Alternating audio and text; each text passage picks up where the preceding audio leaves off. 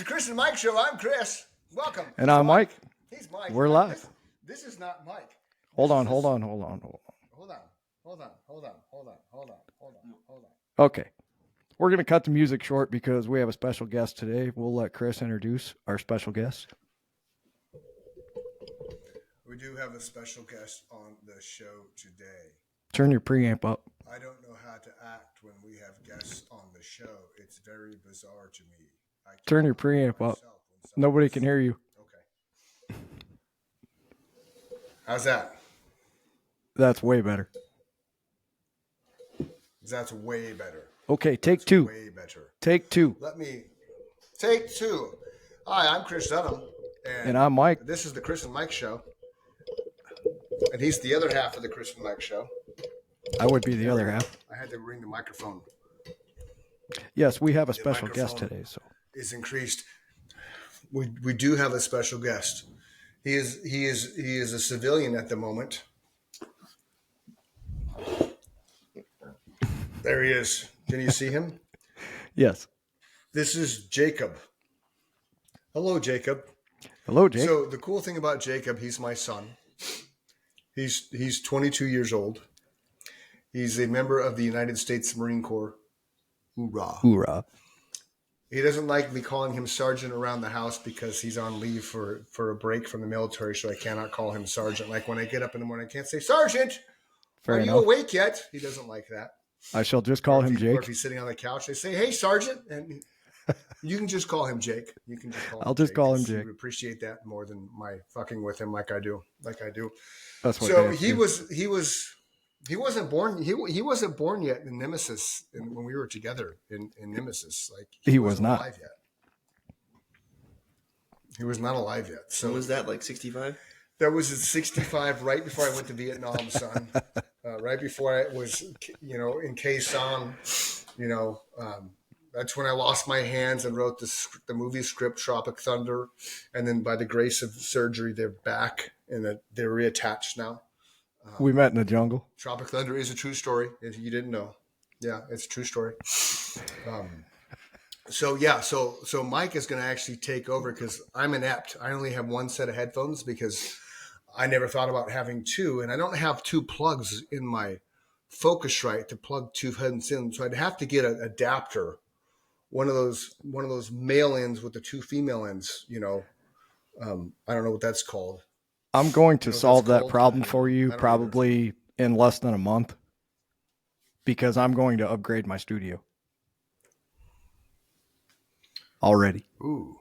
Ah. Oh, wait a minute. Where's my applause meter? Damn it. We could have applause for that. And you can have the converter that I'm currently using, which has two headphone plugs and it has two auxiliary plugs for microphones. This is my training gun. See, it's training to come out of your holster fast. Pew pew pew pew pew. I'm pistol cool. It's not real. It's fake. But I'm pistol cool. Turn your preamp up just a little bit more. I have this chip clip. Okay. How's that? That good? That's much better. Yeah. Right? Okay. That's much better. Clip. Give me the gun, man. Don't call it a gun. The military calls it a fucking weapon system, which is retarded. I have this in my desk because we won it at a holiday party. Is that my gift from being on the show? That's your gift for being on the show. We give gifts to those attending the show. I got a gift for him. This is not his gift. You got a gift? No, this is not his gift, but I have a gift. This was my gift from the White Elephant at Christmas, and I love it because it's Bob Ross bobblehead. Oh, yeah. You know who Bob Ross is? Mm-hmm. The painter? He's got the Bob Ross bobblehead. Oh, really? Okay, so I'm gonna leave. I'm not gonna leave, but I'm gonna put the headphones over to him. Yes, please. So you guys can start your thing, and then when you're done, he'll probably escape, and then you and I'll just do our thing until we drop the top 10 reasons that you subscribe to our podcast. I mean, the top 11 reasons. 11. Why do we go 11? We turn it up a notch. We turn it up a notch. You ever see Spinal Tap? No. Oh. You guys have to failed as a watch parent. Spinal As I Tap. was saying, you didn't educate me properly. Yes. Wait, what's You the other have movie let I me haven't down watched? as a You- father. This is Spinal Tap. Who? What's the other movie I haven't watched? I'm sorry, Mike. What's the other movie I haven't watched that you were like? We talked about it yesterday. American Psycho. No, I've seen that movie. Scarface. Seen that movie. Deer Hunter. Haven't seen that movie. Blood-sucking freaks. Haven't seen that. Deer Hunter is amazing. Behind the Green Door. Uh-uh. Right? I don't know. I don't know. We'll figure it out later. But ladies and gentlemen, without further ado, he hates when I do this shit, but this is my son. He's a badass Marine, and he's serving our country. Fucking and I'm right. very proud of that fact. And fucking right he is. That's what Mike just said. Fucking right he is. American hero. I'm a hero. Are you serving your country? Yeah. Okay, you're a Marine, Yeah. right? Oh, look at the fireworks. So, what do they call the Marines? You're a because you had to go to school to learn to kill people. What's that called? Oh, the motto is every Marine's a rifleman. Every Marine's a rifleman. It's not true though. I like But It's not true. okay. Don't deflate people. Don't. Well, coming from somebody who's actually here in like doing this shit, Right. it's not like Don't you have to lean, man. You it's don't have to lean, not just relax. it's not like an actual like thing. Okay. Like because I'm like I do a desk job. I'm not like training with the grunts. I'm not like shooting rocket launchers and like constantly shooting like But you are a black belt. the Marine Corps martial arts program. You can ask more about that because it's like more. Okay, I'm gonna let you talk to Jake now. I'll be here as comedic banter. I have no doubt. However you want to do it. Oh, there he is. I have no doubt that he Very will well. be Good. Don't comedic worry about banter. leaning in and just chill out, man. Just be cool, rock. There's a reason I asked him to do this with He me. always You know, Theo. because he always has something to say. Yes. And I don't I'm a always singer, have something man. to say, so Singer's always got something to say. it works out. I feel like this part for me. So Yeah, for I the guess it people works that out are good. listening, this is the part that I get excited about. I wanted to interview interesting people who have done things that either I tried to do, which I did. I tried to join the Marine Corps, and back then they had some strict. They wouldn't take me because I had asthma when I was a kid. I don't know if they're still like that, Same with him. but yeah, him and I have talked about that. So it was something that I wanted to do. So for somebody who has been there, done that, and now you've been to Japan, how long were you over there? Well, I'm still technically over there. Okay. I was there for till this point. I guess when I came back in December was a year and like 9 months, maybe. Oh, wow. So you've been over there So- for quite some time. Like damn near 2 years, like 2 years. Wow. All right. Well, we'll get So- back to that. What Yeah. made you want to join the Marine Corps? Let's start from the beginning. You got an awesome dad. He gave you an excellent life. You are a good kid. I followed you growing up on Facebook. Him and I have talked on and off. He can't say enough good things about what you've done with your life. What made you want to join the Marine Corps when you had any other opportunity to do anything else? Let's start there. That is a very excellent. That's a very excellent question because I don't really know. I've been thinking about this all day, Jake. There wasn't I'm really a excited. particular reason. There wasn't really a particular reason. Oh, sorry. That's you. That one. So I don't know if he knows this. I don't know if anybody knows this. Except like my closest friends. I asked So you a back question. it was like June, July, like 2019. I just finished high school. I was like, I wanted to go to college, and then I was just like, I enrolled in like CGCC, and I was in my college orientation, and I fell asleep in the front row because it was that fucking boring, and I was like, wow, this sucks. So I left, and then my mom, she was like, get ready to like pay for the class. Like, hey, we just like wait, because like I don't want her to pay, because I don't like people spending a lot of money on me. Like I'm the same way. the closest thing people spent like a lot of money on me was probably this Apple Watch that I got yesterday. It's Badass. probably the most expensive. Oh, and then there's this. I got this crucifix from my mom yesterday, but What was I yesterday? like that. yesterday was Christmas. Yesterday was Christmas. Yeah, so Merry this Christmas, is like the everyone. most. Merry Christmas. Excuse me. Wow, that was bad. Relax, son. So I guess like after a while, like I don't want to pay for the class. I was like, oh, I'll just go like join the Marine Corps. I'll go expand my options. Look for a potential career. Expand your horizon. Expand my horizons. Go outside the box. I know you. So I talked to the Army. Yeah, I talked to the Army, and they're pretty cool. They gave me like free shit. I was like, wow, this is cool. Like whatever. Mom's like, make sure you explore your options. Make sure you talk to other recruiters. So my dad's buddy was a recruiter in the Marine Corps over in Chandler off of Dobson and Chandler Boulevard, I think. Steve West. Yeah. Okay. Well, at the time, Staff Sergeant Steve West. I don't know Staff what he's. Sergeant Steve West. I don't know what he's doing now. I knew he's like National Guard or something. Shout out to Steve West. So I talked to him. It was cool. Shout out to Steve West. Woo! Talked to him for a little bit, and then I decided it wasn't for me because I wanted to like stay. And then here's the reason, right? That was a little backstory. So my sister got pregnant, right? Okay.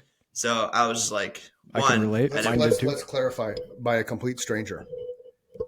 Yeah. Okay. So I was like, one, I want to get the fuck out of here. Two, because like they said they had to move. So like at the time, they just bought that house that they were like living at.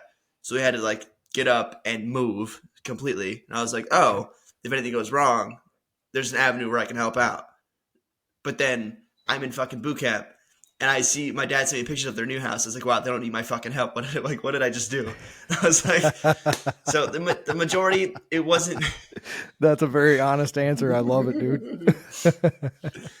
I love it. And I just like, I didn't say I like did this like for me. I didn't do it for money. I didn't do it for education. I didn't do it. So I did it for them. So I guess like, thanks for, You're welcome, son. Yeah. So yeah, that's kind of like why I joined, because my sister was pregnant with my first nephew. Okay. So we got to an interesting point where you said, I thought to myself, what the fuck did I just do? How long did that last before you calmed down and said, okay, this is what I'm going to do with my life now, and I've owned that and I'm okay with it, versus... Which one are you again? Tell him to relax. I got this all under control. Sorry, it's that one. Okay, press it. It's hard to tell. Yeah, he's trying to tag me on some stuff. I'm social media marketing, Mike, where you guys are talking about just stuff in the military. And he's interrupted my train of thought, all man. All kinds of things like that. And you're interrupting your train of thought, man. Interrupting the train of thought. So, okay, so I guess like... Yeah, so at what point did you stop saying, what the fuck? Okay, so... Or are you still there? I was in... Where were you? It's like right now, I'm like, what the fuck? Like, what the fuck? Because we'll get to that in a little bit, because I re-listened again for a second term. Sometimes you got to say, what the fuck? Name the movie. Name the movie. Pops. No. I'm trying to do my thing. I know, but name the movie. Risky Business. You love Risky Business. Yeah, I'm really... Okay. It's good. Shush. He's okay. So... I just like give him yeah, I know. Yeah. So... See, we have that in common. I guess so. Jake. I was in the schoolhouse, right? Sorry, now I just did it to you. I apologize. Okay, Jake's going to talk now, ladies and gentlemen. You're good. Don't worry Chris about and I apologize for being total assholes. Jake's the guest here. Go ahead, Jake. I apologize. Yeah, so I was in the schoolhouse. I was in North Carolina. I was in Camp Johnson, finishing up supply school. That's what I do, by the way. I'm a 3043 supply administration specialist. Okay. I absolutely fucking hate it. It's a terrible job. It sounds terrible. The leadership sucks. Not gonna lie. It's terrible. And I am a supervisor, so I don't do work. I'm just there floating around. But that's going to be a lot of stuff later. So originally I was supposed to go to Japan. So the unit I'm at now was supposed to be my first unit. But COVID hit, so we couldn't like go overseas anywhere. We couldn't even go to Hawaii. Damn. So they're like, y'all need to just put on this piece of paper your top 3 places you want to go, or like give me like one place you want to go. Just throw it out there. So somebody went to Yuma. Yuma's in Arizona. It's 3 hours from my house. So I was like, well, that's cool. I put Yuma down. I was the only one in that whole class that was supposed to go to Japan. There's like 12 of us, and I'm the only one that got what I wanted. Damn. So at that time, I was like, okay, this isn't that bad. Like, I was like, yeah, it's COVID, but at least we're going to be like in the same state. I was like, I thought about it, I was like, oh, I can see my family soon. I get my friends. I can have my truck. Like I can like at the time I had a truck, and I was like, well, this works. Like this works out perfectly. Mhm.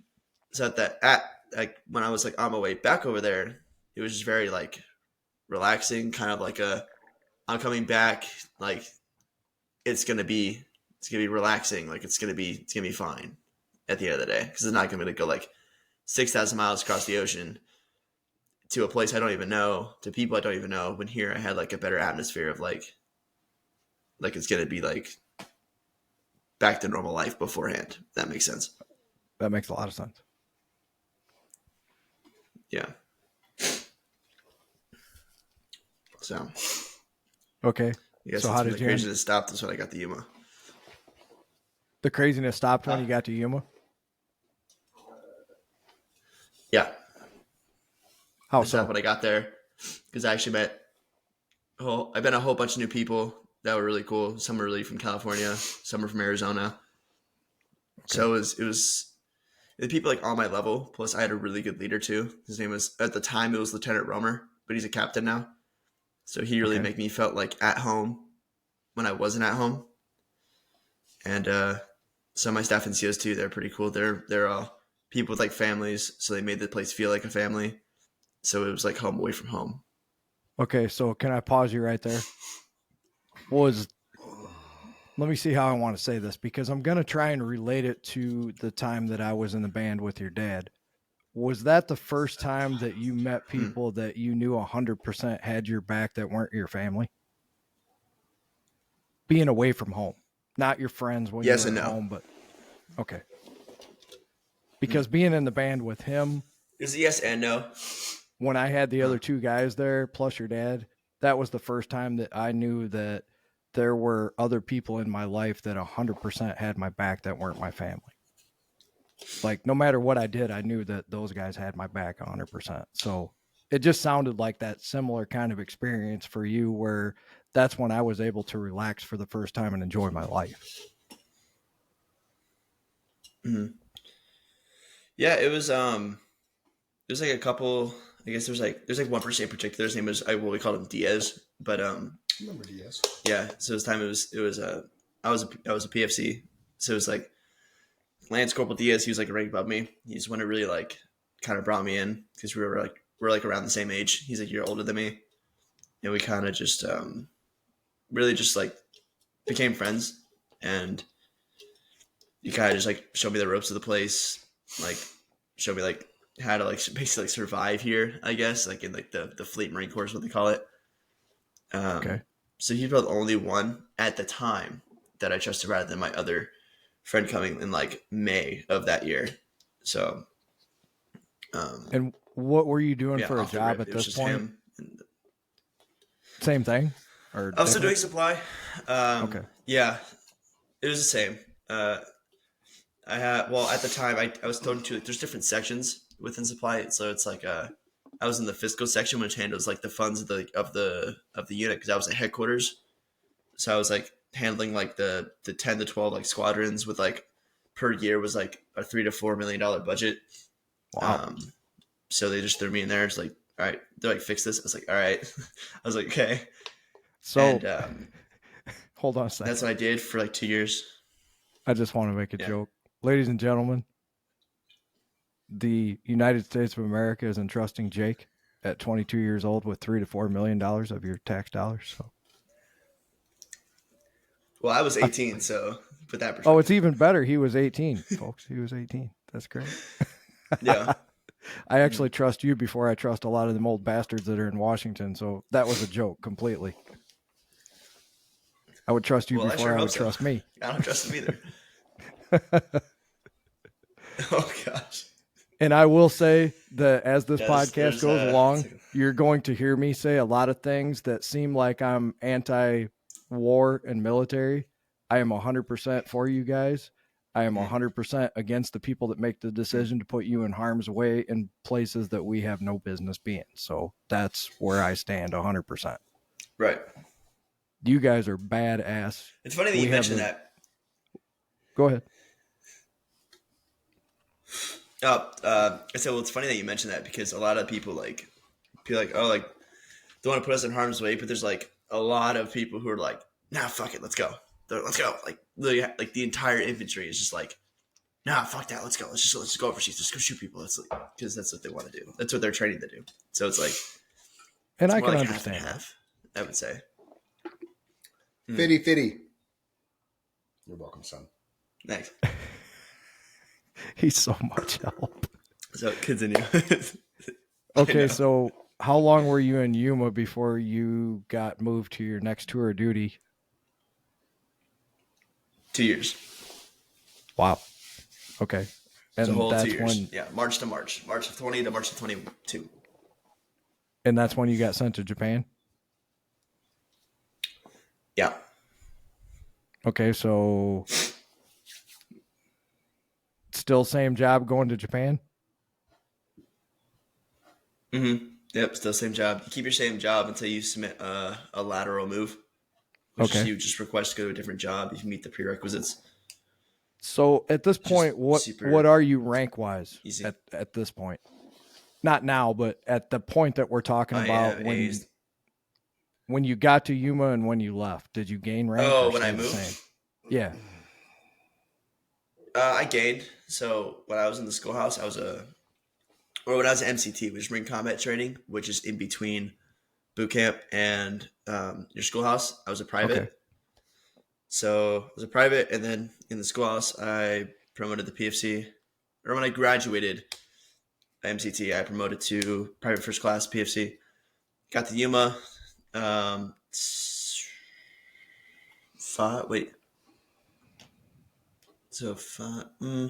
8-9 months later, I was promoted to Lance Corporal. And then a year after that, or let's say 11 months, because I was meritoriously promoted, which is like, if you're meritorious, you go on a board, and then you it's like a 2 to 3 day event. You do drill, you do physical events, you answer questions, you write papers, like you give presentations. So I got promoted to corporal right after that, meritoriously. And then when I left Yuma, I was a corporal. Because after I was like 6 months after that's when I left to go to Japan. So you left there as a corporal? E4. Okay. Yeah. I kind of know a little bit about the ranks, but probably people that are listening don't, and I don't know enough about it to even get started explaining it to somebody. So you can talk to me like I'm a complete novice. Okay, so you go to Japan as a corporal, doing the same job. Were you excited to go there at this point? You had accepted, you were in the Marines, you are a Marine. Let me back up one step. Mm-hmm. I got one question as far as, so you go through boot camp, basic training, whatever you want to call it. Let's back up to there, because that's one thing that I really want to know about. How bad was that? Go from I signed up to day one. You get there, kind of go through basic training for me, because people have described it to me. What was it for you? Well, at first it was very stressful because it's a whole new environment. Like I wasn't used. I guess like it's like high school football. I was used to waking up at like 6, go to wait till like 6:30. Okay. And then go to class, stuff like that. But like this was like, hey Dozer, sorry, sit down, boy. So I guess like going there, you have to like, it was like when you go to receiving, you're up from like that morning when you have to fly from MEPS to San Diego. So I was up that day at like 3:30. My recruiter came, picked me up, and then I went to MEPS, did final paperwork, went on the flight, went to San Diego, and I chilled in the USO for like, I think like 12 hours. And I was just there, just still awake, like kind of like looking at the door, like peeking at the doors, like when like the drill instructor's gonna walk in. They come in, we got on the bus, we go to boot camp, and you have to have like your head down, like you can't like look on the outside. You're supposed to like, the USO is supposed to be like the last outside thing you're gonna see like for a while. Okay. So get your head, you get on a bus, get your head down. You're like this, like it's some weird stuff. It's some like, so we get there, immediately get off the bus. People are screaming at us, get inside, getting our heads shaved, empty all your pockets. Like, all I had on me was like my ID, like $20, and my social security card, and like my little pamphlet with all my paperwork. You get into like the little, like they call it the contraband room. You get in because remember, you go through the doors, you take a left, you go down the hall. The left side is the barbershop, and then the right side is like the contraband room. So we went into the barbershop first, got our heads shaved, still in your civilian clothes. You get out, you filter into the contraband room. There's like little red bins, put all your shit in there, and then, like empty your pockets, pull up your card, or like grab this, hold it up. It's like if you have jewelry, hold it up. Like it's like you have a cell phone, you have a wallet, whatever, hold it up. You need to get it. So it's like everything's very fast paced, trying to get us all ready. And then we're just like constantly on the move. We had to like stay up for like 2 days straight, get shots, do paperwork. So you literally had no sleep during this whole time? We're hydrated. It was like 3 days straight. Three No and a half days shit. straight. It says. Yeah. Which now I'm used to it. I mean, now I can just stay for like 3-4 days straight and not. I can survive off energy drinks and Oreos and I'll be fine. How many hours of flying back to the United States? No, we're talking about boot camp. Oh, I know, but you're talking about staying awake. And I was like, how many hours did you fly? Flying back from He's allowed to ask questions. Japan. Well, sidetrack real quick. Flying back from Japan recently till now was like 29 hours. I was just awake. Holy shit. I was just like, just watching movies, listening to music, walking through like the Japanese airports, like trying to read the signs as best as I can so I don't get lost. I've done that many times, but I had a lot of help, and I don't suggest that for anyone. Stick with the energy drinks and coffee, but I've never stayed up for more than a couple days without a lot of help. We'll just leave it at that. Yeah. It's not a mystery I did drugs, but that's a different podcast. So, okay, so now you got your head shaved. You've been up for 3 days. That's where we're at. Mm-hmm. Yeah, so then we have to get into we're like in the receiving squad base. So there's a time. So like I don't know why, but they made us go to sleep at like 7 p.m. one day because we had to wake up like early the next day. And you know, like the feeling when like you eat like way too fast and you get like super sick. Sure, absolutely. In a way, yeah, how about that? Like absolutely. Yeah. So there was like when we got there, like that next morning when we woke up, or it was that same day that we were up for like the 3 days straight. But we were at like breakfast, we call it like morning chow, and like I was eating, but they're like, better eat fast. So I was eating fast, and I was like, wow, I'm gonna puke because I've never like eaten so fast in my life. Like I don't even know because it's like a certain way that you had to like sit there, you had to eat like you don't eat with like one hand, you're just like this the whole time, just like shoveling food in your mouth. And then like. So after that, we did more paperwork that day, and then that night we went to sleep at 7 p.m. Woke up at like 4 the next day. Got ready, ran the IST, the initial strength test, which is like a mile and a half, a max set of pull-ups, and then a max set. It was like a max set of crunches. I'd be dead, dude. I would be dead. I'm laughing at your dad, but I'm just like, holy shit! There's no way I would make that. I'm not in that good a shape. Surprisingly, there's a lot of like people my age that like were like they were dropped because they failed it. I don't know how you had failed doing like 12 pull-ups and like 60 crunches and run a mile and a half in less than 13 minutes. I could have done it at your age. I can't do it at my age. But I was hauling ass. Your dad can probably still do it. Oh, I just got cramp. That sucks. Yeah, I mean, before he broke his foot, sure, but I mean, you probably could do it now. I could do it now. I couldn't do it now. Come on. Yeah, I know. Tell him why I run a sub 6 minute mile. Tell him why I run a sub 6 minute mile. Because you try? Because I was trying to catch your ass. Oh, yeah. The reason my dad is like this because he's trying to catch me. Well, I kind of. That's good motivation. We'll get this later, but I was getting this, so I didn't work out for like 3 months. Yeah, we're getting there. We're getting there. So I was getting this. So Yeah, you know, that's going to be a whole I've been nother working for topic 3 of months, so he conversation. kind You of know that. surpassed me a little bit. Uh-huh. You're not Yeah. getting off the podcast without explaining the So, tattoo, but we're not there yet, buddy. We're still at boot camp. Oh, 100%. Yeah. Yeah. So I've been boot looking camp, forward to this for a it long was an time. experience. So I thought it was a lot of fun. don't think that there's a time limit here. You take all the time you need. I think you're a totally interesting cat, and All right. it's a pleasure to have you on here, and everybody else is looking forward to this too. So just not all of us got to go Well, through thank you. I boot camp and appreciate be a Marine and do all these cool things like see different countries. So you're an interesting dude. So continue on with boot camp. Burt camp. Thanks. Continue on with Burt camp. Boot Yes. camp. Boot camp. Sorry, buddy. So I could say boot camp was a lot of fun because we had like no shit. There's like cliques. Like there's little like obviously there's like just get that out. There's like the Hispanic group. There's the white group.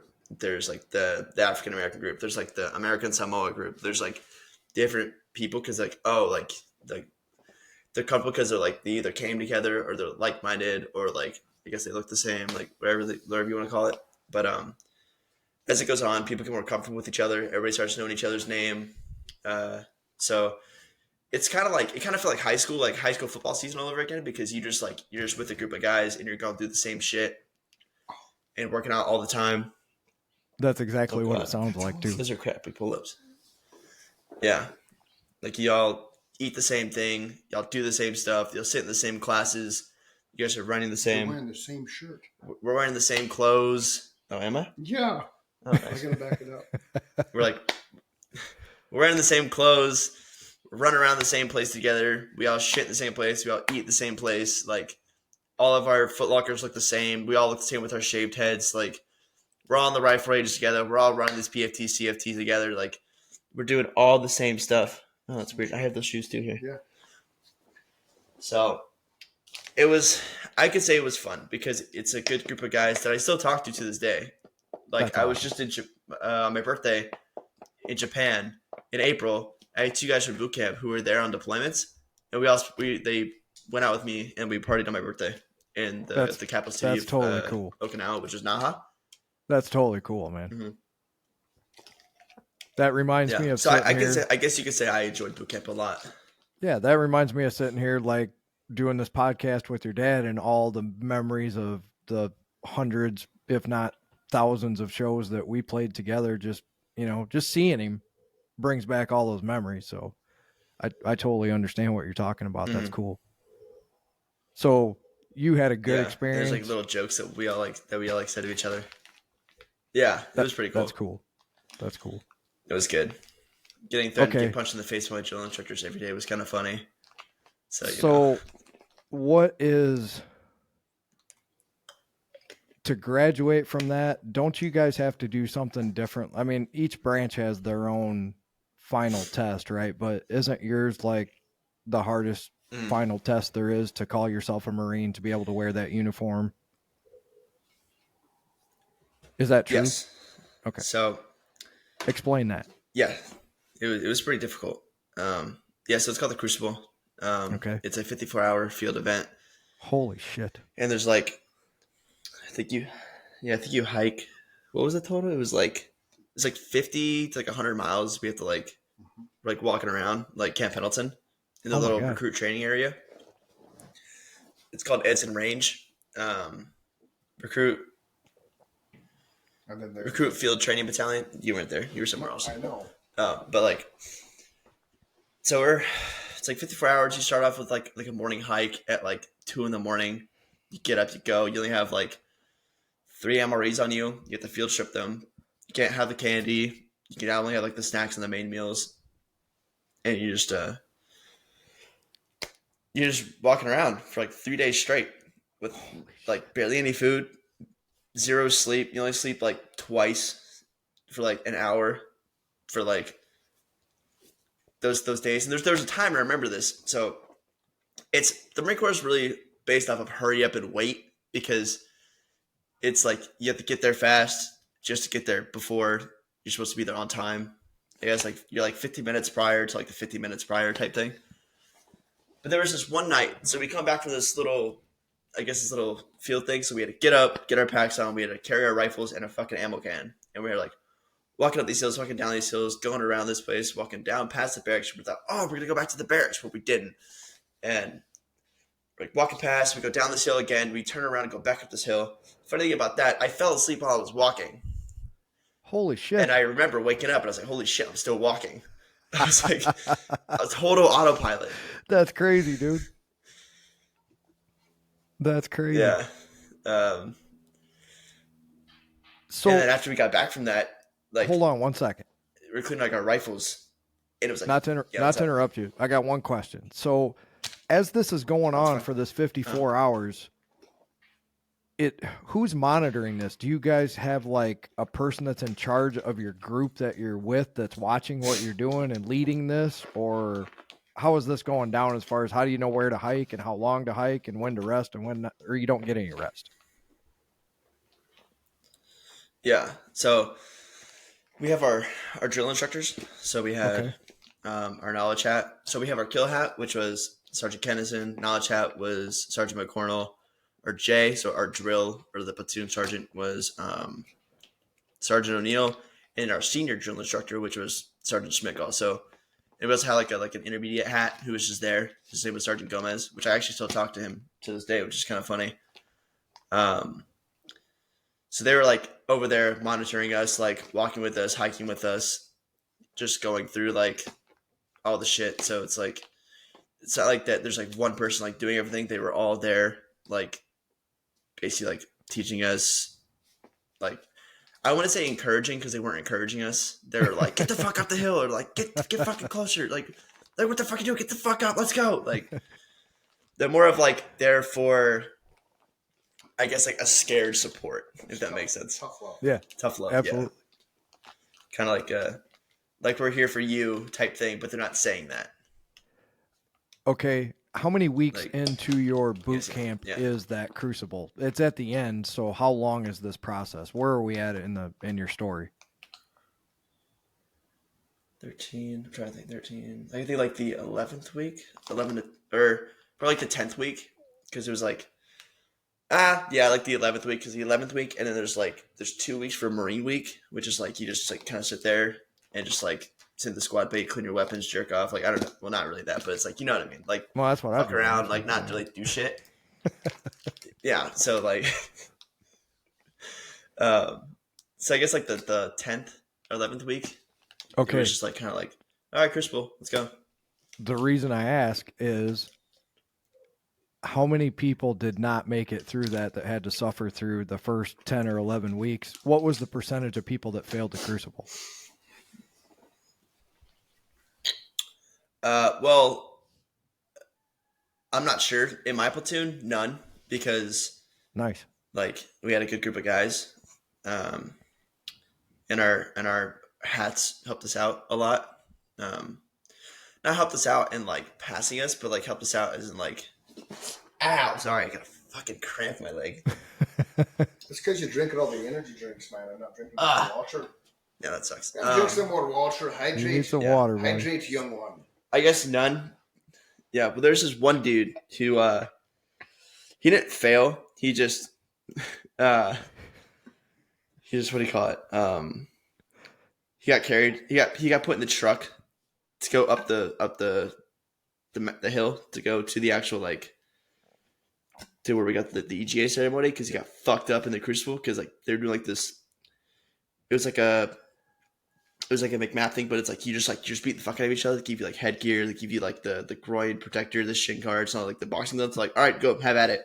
Damn. And then there's like everyone's like beating each other up. He just gets knocked the fuck out, and then he just gets like he doesn't do the crucible.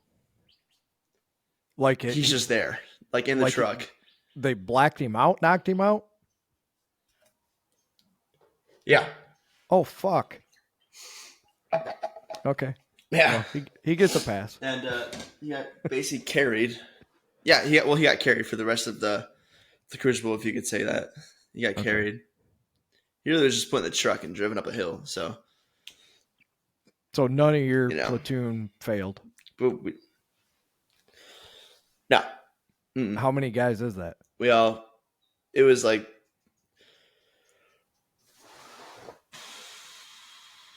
about.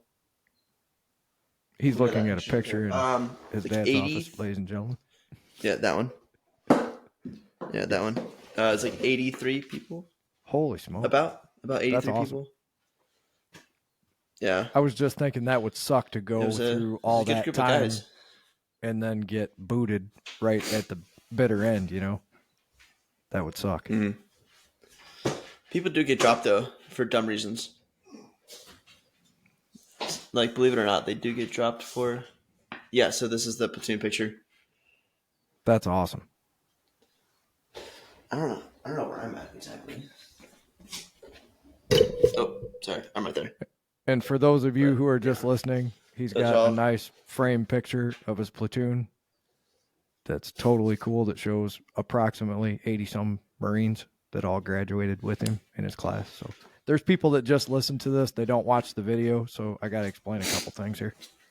Mm-hmm. Yeah. We're on Spotify. Actually, sidetrack. So the reason I actually found out about. No, I was just going to say we're on Spotify as a The video reason I found podcast. out. But if anybody listens to it anywhere else other than Spotify, they don't get a video. I can't figure out how to make it go to the other places. Okay.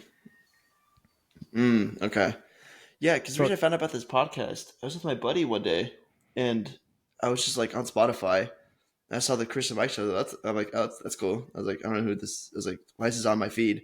And I clicked on it. And I saw him. I was like, what the fuck? I was like, what the hell? No. So Hold surprised. on. I was like, Back up. So you actually found it on your own without him telling you that we were doing this? What were you really surprised? yes. Oh my God, Found it that on my makes own. that I was story even in better. Japan, just chilling. I know, but Yeah. you know, and okay, like, what here's the the hell? deal, Jake.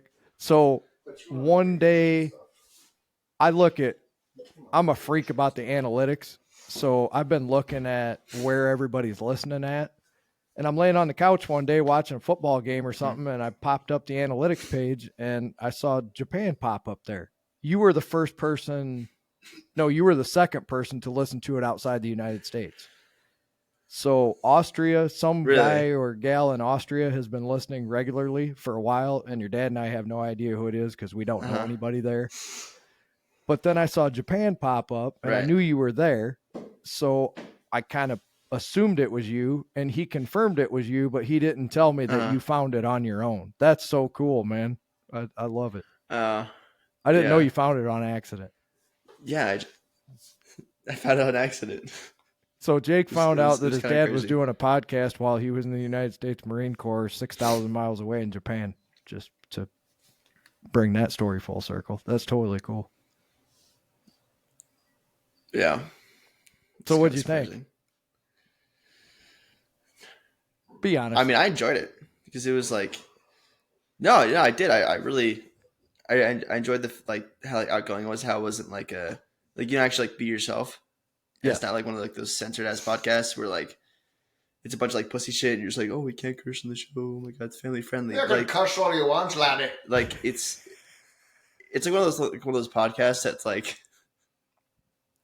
it just feels normal. Thank you. I guess in this everyday world now, because right now y'all know what's all going on, a bunch of soft ass pansies in the world right now. It's just it's a breath of fresh air to see some real shit actually being talked about. Thank you. And actually in a non-censored way. So non-censored, and I hope people understand that it's non-judgmental as well. You know, your dad and I have some pretty we have some pretty not so popular opinions about different things, you know, but it's all done coming from our heart. This is how we feel about life. You know, it's not meant to say you have to live that way or we disagree with how you're living. I appreciate everything that you said though, man. That's totally cool. I wanted to get it from a younger person's perspective. Yeah, no, of course. And that's the angle that we were going at. And I also want the older people that are listening to this podcast to hear what you're saying, because we're trying to target more your age to my age than we are people that are older than us. You know, it just makes sense because that's who we can relate to. So it's important for people who are older than me to hear your perspective, that's what kids want to hear. They want to be talked to like normal human beings, not that you're a kid.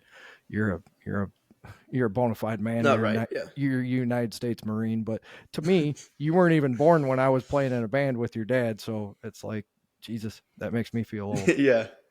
But thank you very much. I'm my own worst critic. I hate everything I do, and I enjoy doing this. I really do. It's one of the coolest things I've ever done, and partly because I'm doing it with your dad. A lot of people have asked me, why him? Not because they dislike him, just I have a lot of friends, a lot of musicians that I played. I could do it with anybody. They asked, why in particular him? Because your dad and I can be at 180. We can be at odds on a subject, and we have never even raised our voice towards each other. We agree to disagree about a lot of things, and it's always done very respectfully. Usually it turns into humor. We'll just make fun of whatever we're talking about and move on to the next subject.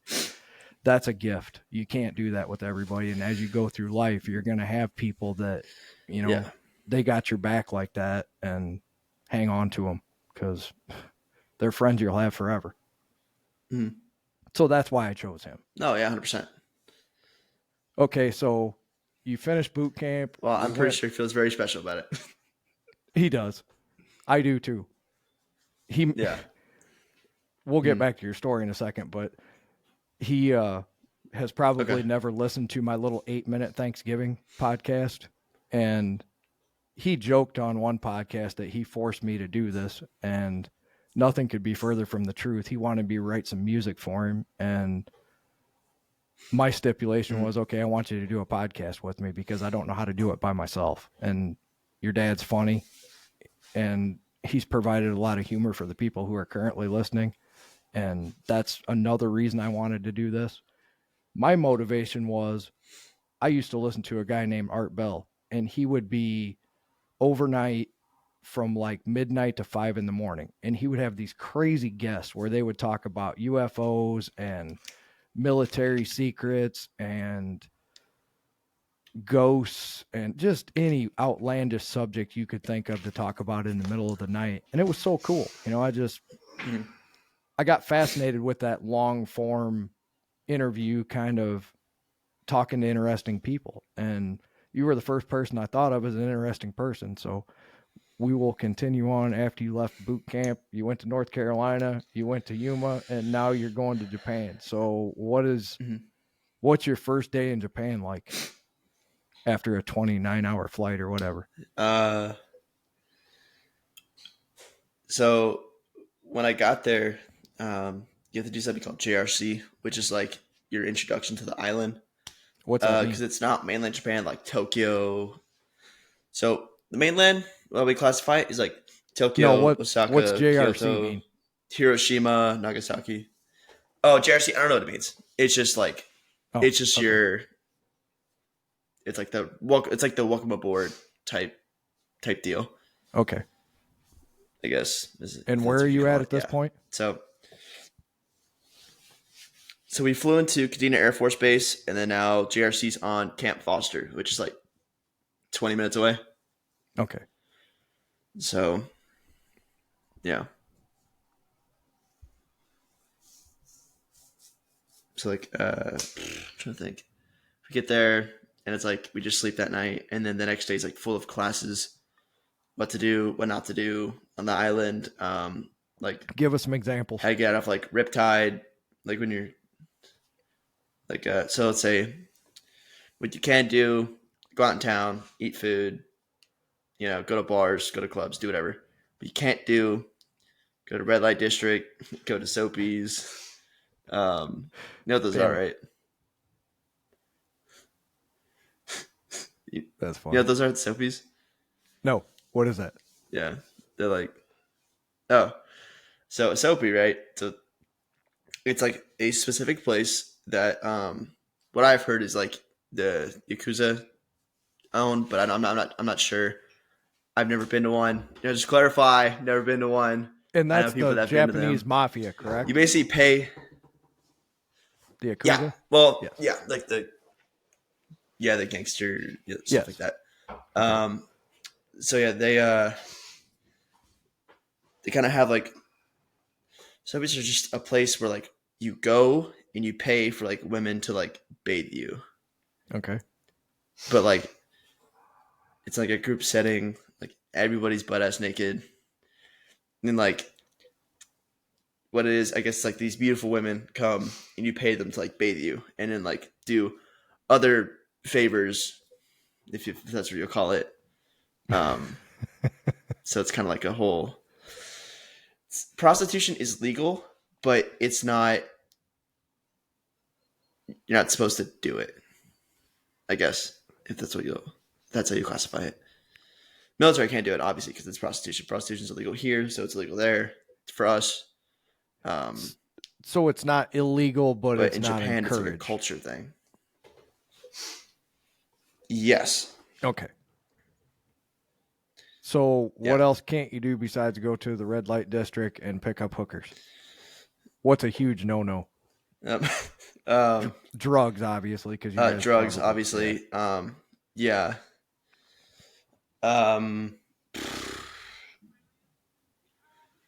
You can't like. What am I? There's like, it's a lot of like black and white. You can't do like stuff you can't do here. You can't do there. Okay. Obviously, you can't do drugs. You can't drink or drive because the alcohol policy over there is like 0.03. Ours is like 0.08, I believe, in the Correct. States. Yeah. So it's 0.03. You can have like a sip of beer. You be, oh, I'm fine. You could drive home. You get pulled over by JP, Japanese police, and then they'll like, all right, nope, you're fucked. You're going to jail, and that's like another no, I guess. Obviously here and there, but there it's a lot more strict. They're really keen on like you can't park at certain places. You can't visit certain places. Like even if it's like there, like if like it's on the side, it's like a ramen shop on the side. You can like go, and then they'll like call the JP on you to kick you out because you're an American. So there's like certain places you can't go to, the certain nightclubs you can't go to, bars, restaurants, because they say there's a lot of drug affiliation, or there's a lot of like I guess Yakuza owned. Okay. There's an exact list, but I don't have it on me readily available. No, that's fine. Pretty I sure if was you look just, it up, you'll see. I was just curious if there was anything that stood out. That obviously going and getting hookers and not doing drugs, that just makes sense. You're not just a member of the military; you're a Marine, for Christ's sake. So I'm sure they want you to act like it. Yeah. At least for the time that you're a Marine. But knowing that all of that's available, you might want to go back to Japan someday. I know I would. So, yeah. As far as what was your first impression of the people, like the Japanese people, and how much encounter do you have with them on a day-to-day basis? Well, they're very nice. I would say that they're very respectful. That's what I hear a lot. They try their best to understand you. Some of them know English more than others. Some of them know broken English or not English at all. So us like knowing like the basic stuff, like say excuse me, or say like hello, or like be like go to a restaurant like on a daily basis. I guess me and my friends like we like to go out and we like to go eat. So like if it's like a place where they don't like speak English, you just kind of get a menu and you point out what you want, and then you'd be like two, because like they understand like obviously numbers and shit. Right. So like you say you want like 1 through 5, or you want like 6, you do this, or like 7, 8, 9, 10, like that's awesome. So it's you're like, basically it's sign not language. It's not difficult. Yeah, and pointing. Okay. You just point at shit like I want that, and like okay. That's awesome. So, I mean, it's easy. So you're encountering them every day, like when you go out to eat and all that kind of shit. Yeah, and they also work at the exchange on base, like the like our military, like our grocery store. We got our commissary. They're there in the barbershops like every weekend. We have to go get a haircut before work, and they're cutting our hair. So it's like we interact with them quite frequently. And the people that I know that have been there and the podcasts that I've listened to with not only Japanese people, but people who have been to Japan, they all said the same thing you did. That's why I didn't want to poison the well, and I wanted your opinion first. The first thing that people say every time is that they are very nice people. Like they go out of their way to be nice. Almost like, robotic kind of. Yeah, I had a little bit. It's just that it's it's kind of nice ingrained coming in from the America culture. and like, right, yeah, because they're very like it's a very respectful culture. So it's like if they aren't respectful or they do some like outlandish stuff, I guess you want to see like an American here go out of the way to be like overly nice to somebody, unless it's like their job like depended on it. But like they do it just out of like courtesy for how they were raised. Correct. So yeah, especially to Americans, because 1945 type shit. So right. That's a lot of forgiveness kind of right there, right? Yeah. So, okay, you're there. When did you start doing your leg? And how did this happen? And This, yeah, show okay. everybody your leg first, since we're So going I'm to on talk about deployment. it. So make sure we get a good shot of it because everybody wants to see the whole thing. I'm trying to like. Yeah, do whatever you got to do there, man, to get a good shot of it. Let me put my glasses on so I can see it too. So, I'll be out here, but it's like it goes all the way up here. Can you put that light down there? Or if like, yeah. So, shit. So yeah, so it's here, goes all the way up here, and then it's like on this inside. It goes up the back, and there's like all these different little designs and. So this is all one piece, correct? Technically, Maybe put that thing back up because the lighting's kind of weird now. Huh? this is all one piece. Not better. So yeah, it's a drag. Yeah. Holy shit, man! Yeah, it's all one big ass tattoo. First off, it's I'll probably fucking. have my dad send you a video. Like First later. off, it's fucking beautiful. It just. Like, That's why I wanted to make sure we got a good shot of it because it is fucking beautiful. That is talent in tattooing, like Eddie Van Halen playing a guitar. I mean, it's just, to me, it's that level of just a little bit I saw in the picture when you met your dad at the airport. I was like, holy shit, man. It just, and that wasn't even that great a picture, but when I blew it up, I was like, the detail is just incredible. So walk me through how this all came down. What made you want to do it? Who did it? Just lay it out where you started and how long all this process took. Just fucking amazing. Okay. So start out, I was on deployment, right? We're on the way to Australia, and there's a corpsman, Navy corpsman. He's in the same berthing as me in the same little space with our bunks, and he has a leg tattoo. I was like, I've always wanted one. That looks sick. Like, where'd you do it? He's like, oh, it's a guy named Bushi. He has his own little private studio over in American Village, which is like the middle of the middle portion of the island. Okay. So I was like, that's great. Like I really want one. Like, you just like give me his Instagram, whatever. So deployment ends. We come back to Okinawa, and I asked him like, hey, like what's his Instagram, so I can actually text him. So I text him whenever he responds. Set up a consultation. That next day, that Monday, we started. It was September 11th, and I immediately just started doing the outline of the tattoo, and it was a really, really, really big step because I was like, holy shit, like this is crazy. You drew this? Like, he drew it. Like, I stood on a box for an hour and a half. He got a Sharpie, and he just started drawing it. So it's all freehand. Okay, I'm with you. Every single thing you see here is hand drawn. Damn it. Explain how it's the actual traditional way, because I didn't understand. Wait, I'm getting there. He's getting there. Yeah. Relax there, buddy. And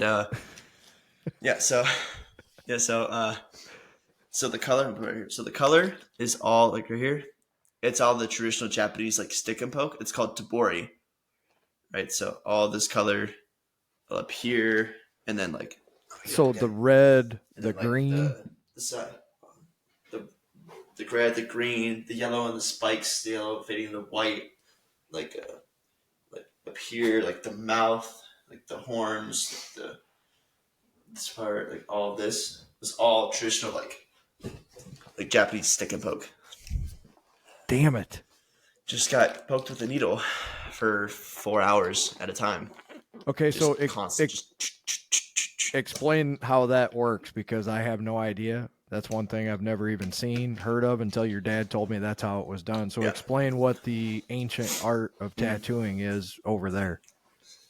Like, how does it done? Yeah, so it's called tabori, which I don't really know what it is in English, right? But it's just the whole idea of it is to have long-lasting color in your tattoos, because obviously black is going to stay the longest. Like this is all black. I'll get into these later, but these are all black. Like my chest is done. Like black is a very like it's just there, right? So obviously, like at times it'll fade, but this color is the needle goes in like only goes in so much when you do like the shading, but with this it's like putting it like in your skin. Like Oh, it's literally just like a wooden stick with a bunch of needles and just like going in, and it's like it's crazy because it went like so deep that my body reacted to it like it's like an open cut, so it started scabbing over. okay. So for Like, people who are It started regularly like push on the excess ink out. for people who are regularly tattooed, how much further do those needles go in than somebody who's just used to getting tattoos? It's I'd say like twice as deep or 3 times as deep, because the little needle I can't really put into perspective of how like the tabori is, but like the gun is more like surface level. This one is like I can feel it go in, like Okay. go through my skin, and you can hear it. There's a video. He'll probably send it to you later, Okay. but you can hear just like it's not a good sound. It's not a good feeling. It looks great. Okay. So, I mean, It looks man, it's worth it. amazing. And I guess that's why I wanted you. you to explain it, because that's why your color looks so amazing. Somebody else is never going to get that level of color, so don't even try is what I'm getting at. Mhm. That's why that looks so badass, because they Yeah. did it the way they've done for 1,000 years. Probably 10,000 years. Who the fuck knows? Yeah, probably a very, very long time.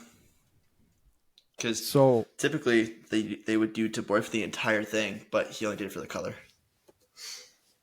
which I'm sure you were very happy about. So how many hours of that process did you have versus regular tattooing? So I would say that the color was more of it was like the last like maybe 3 or 4 sessions. So I'd say it was like 12 hours doing color, and the rest was like just doing like the outline and the shading, because we did shading like different parts at a time. Total for everything, it was 36 hours. It was 9 sessions, 4 hours each. But like I don't know, man. It's just kind of it's just kind of there. Like I just like did like all the sessions. I don't recall like the different little time frames of each thing. It's just it just took a very long time, and it was very intricate. Was there ever a time there's some- when you What's said, up? Go for it. was there ever a time when you said enough, like you had to just tap out? Or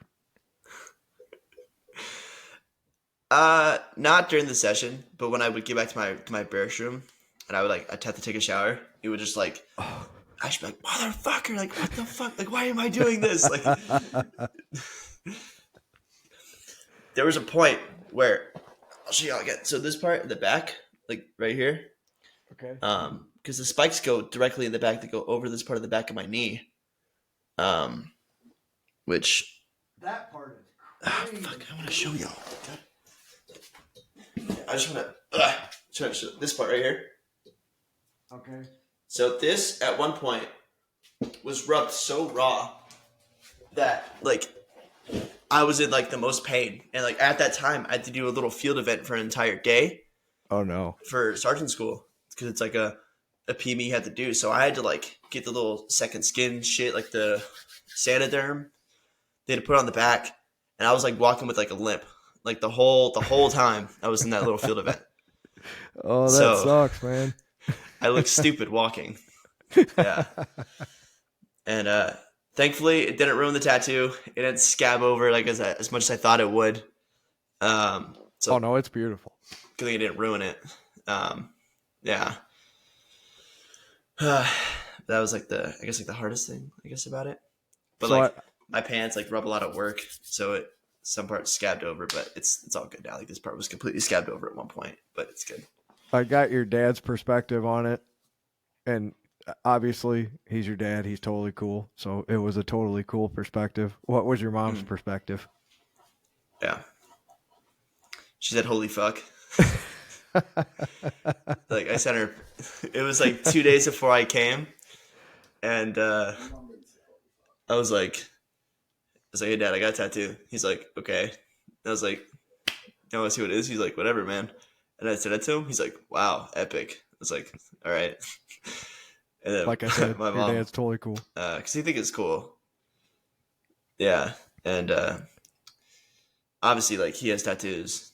Like my sister has tattoos. I have tattoos. My mom has tattoos. So it's like obviously, I have the most in the entire family. I have the most probably the most random shit too. Like anywhere. And then there's a time where I got this one. It was before I got this and these two right here. She was like, "All right, that's enough tattoos. You need to slow down a bit." I was like, "Okay." She was telling me that while I was at my appointment getting this one. So, you know. Oh, that's awesome. Yeah, I'm slowing down. Yeah. I promise I'll be done at least with So, yeah, one Mom. leg. Okay. Yeah, I'm done, Ma. Nah, I have to get these two right here.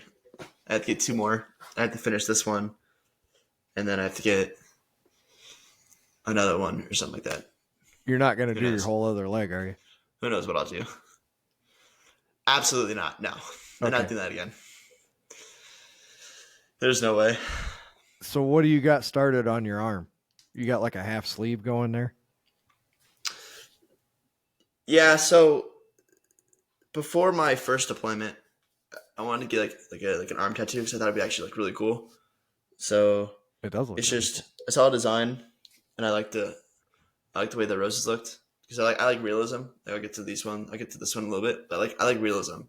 Yes. So I got my grandfather's birthday, my dad's birthday, and my mom's birthday right here, and then I got my sister's birthday, my oldest nephew Anthony, this is his birthday, and then I need to get Trip his birthday done, but it was before he was born. That's why I left the spot empty, That's awesome. and I need to figure out when I might get it because at the time before he was born, I was like, I need to get this done before my second deployment. My sister's like, "Oh, he's born on this day. He's gonna come this day." I was like, I didn't want to do that because I don't want to get his birthday wrong if that were like the case, you know? Yeah, that would suck. Yeah, but it was cool. So like the roses are all stencil, but the leaves and like the thorns, like the vines, they're all freehand. That's really cool. So it was a pretty good touch of like what he did. And this is the same guy that did your leg? Yeah. So no, different guy. Different guy. Okay. I got in Japan. I got 1, 2, 3, 4, 5, 6, 7. I got 8 tattoos in Japan by a whole bunch of different people. I just didn't have like an actual guy I was going to. It's kind of like who was there, who was available, who could do a walk-in, who's the cheapest. So kind of just went and who could do the tattoos like right then and there. This one was obviously an appointment with one guy who did this one, which I'll get into that in a second. He it was like maybe 4 sessions. So So something like that. I'm going to ask you two different questions because one of them you don't have to answer. The first one, obviously, is what everybody's going to ask. Okay. What did your whole leg cost? Hmm. And if you don't want to say, don't say. The second question is, would it have That's been fine. cheaper here or Okay. is it cheaper in Japan? You can answer both or either. I don't care. Or neither. It's up to you. Okay. I'll go to the second one. I'll answer the second one. So the thing with tattoos over there, sometimes they ask you to pull out yen, which is way cheaper than the American dollar. Yen is like 65 or 67 cents right now to the American dollar. Okay. So all the other ones were like 50,000 yen, 20,000 yen. Like these two on my leg, like I have these two. These were like, oh yeah, these two, and then this one, and then this one right here was like super cheap because it was in yen. So like they said, oh, it's like 7,000 yen, which is like I guess like $70 people would assume, but it's like more like 40. Okay. So that was like the cheapest ones, I guess. So this was my most expensive one, and it was like $2,000, I would say, It's not as bad as I thought. about $2,000. I thought it would have been more. That's Yeah, not bad. like people like assume it's like, oh, that's so expensive. You spent all your money. I was like, no, I had appointments spaced out. I did it on paydays. I was smart with it. Like, I got it done quickly because I wanted to do it when I came home. I didn't want to like come with an unfinished fucking tattoo because this is like the last thing I did. I don't want this to be like white when I came here. It would look stupid. So Yes. I wanted to get it done as fast as I could. Yeah. So And I guess part of my question is not really a valid question because you could not have gotten that done here in the United States because you had that special Japanese tattooing done. yeah, there are So some it would've people that never do turned out like like traditional stuff here, but it's not traditional. No, not at all. It's not traditional. Is he feeling left out?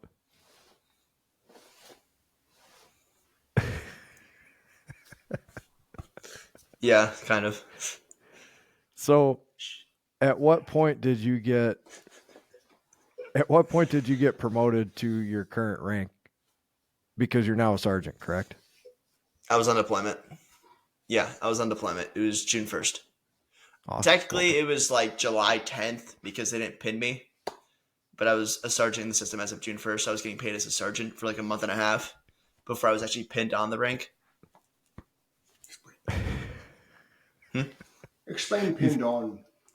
Pinned on, you just get promoted. They take your current rank off and they put on your new rank. Okay. So I was a corporal. They went up. I said, "Who wants to pin you?" I said, "Oh, so and so." Came up, and then they said, "Oh, like good job, like good shit, whatever." And they just take your thing off, and they put it on, and then you just kind of just call it a day. Do they do that in front of everybody?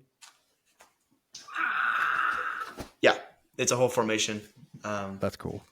You have like either the sergeant major and the CO. They come up, and like we're going to be promoted, center. And you do your thing, march. You go march up, and then if you're wearing a cover, which when you're underway, which underway means like you're currently sailing, you don't wear a cover because you could fall off, you can get caught in the propellers, like in the bottom of the ship, or like some mechanical stuff because everything's got a purpose. So if it gets caught in something, the thing's not going to work. So typically you would go up, you would salute them, you'd be like, "Good morning, sir," whatever, and then you go down. They would read the little promotion warrant, and they'd be like, "To all she presents greetings, know ye special trust, fidelity, and the confidence and abilities of Jacob T. Dunham. I do appoint this Marine a sergeant in the United States Marine Corps." All that stuff, and then after they read that, they close it. I want to pin you, so and so. They come up, they salute, say, "Hey, what's up, man?" And then not really, but like, "Good morning, sir." And then they pin you on, give you some words of encouragement, and then they let you go on your merry way after that. So you said something very interesting that probably caught a lot of people's ear, that caught mine, that I know the answer to this question, but you talk like you're in the Marines, but you're on a ship and you're hanging out with the Navy. So explain why you're on a ship and why you're hanging out with the Navy.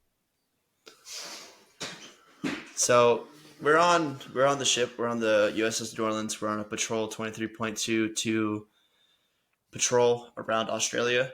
and kind of like patrol around to see if there's any like real world conflicts that's going to go on. So there's some shit I can say. There's some shit that I can't say because stuff Yes, is don't get us gone down. Obviously, that we or can't. yourself. Yeah, I know.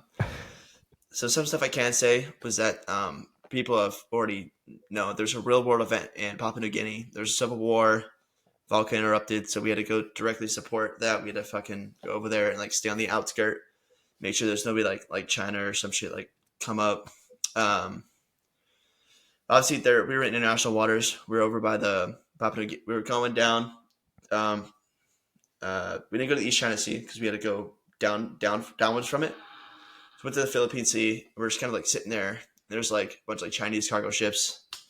There's a lot of like the Chinese trying to like get into our like hack our phones and shit because somebody's done that. There's a story where this dude connected to a Chinese ship, which was like they're just trying to like they put up a fake telephone like a cell tower, and he connected to it and they stole all his money. Damn. So it's like that's crazy. There's like people out there, but you have to keep your phone on airplane mode and keep the Bluetooth off while you're outside, which is actually like it's insane because they do that shit and people don't like understand that like how their like technological like capabilities that they do to like get into your stuff and take it. So that's why with that natural disaster going on the island, you guys are basically just making sure that nobody comes in and takes advantage of people in their time of need. Yeah, make sure nobody comes and fucks with them. So yes, like absolutely. While we're out there supporting. So it's like we had one ship go, we had to drop off people and they went around and they circled back around while we were on the outskirts just trying to make sure seriously it's like there's like I guess multiple walls. We had 3 ships. So it was like one going this way, one going this way, one coming back this way, just to make sure there's like nothing like in between. So it was like a full, I guess, like security detail to make sure that nobody like sneaks up, I guess. Kind of like make sure everything's good. And you guys are deployed with the Navy as part of their infantry, or you are their infantry, or how does that work? Yeah, I know the Marine Corps always travels with the Navy. So the Marine Corps. So obviously they have people who do like combat related jobs, but they also have units from stateside deployed to Japan to go on the ships. So in case there are real world events, or if they have to like basically get boots on the ground, which it's hardly the case nowadays. They just go on the ship. But obviously there's like people who do like the sea rams. There's like the big like super like huge ass like domes, like the turrets that shoot like 1,000 rounds a second or something like that, like some crazy shit like that. Now how big is the ship that so there's you're a lot on? of like I guess like security forces.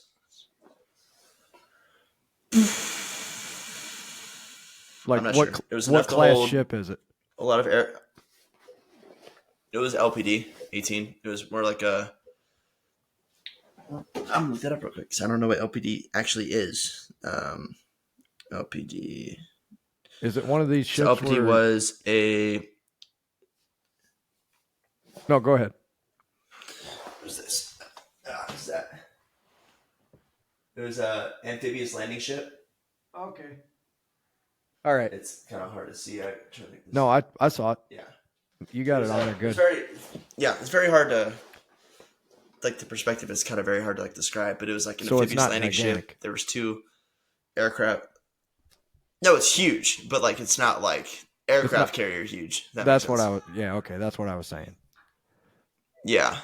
People think of like ships, like Navy ships, like aircraft carriers and destroyers, but there's like, there's like 1,000 people living on it.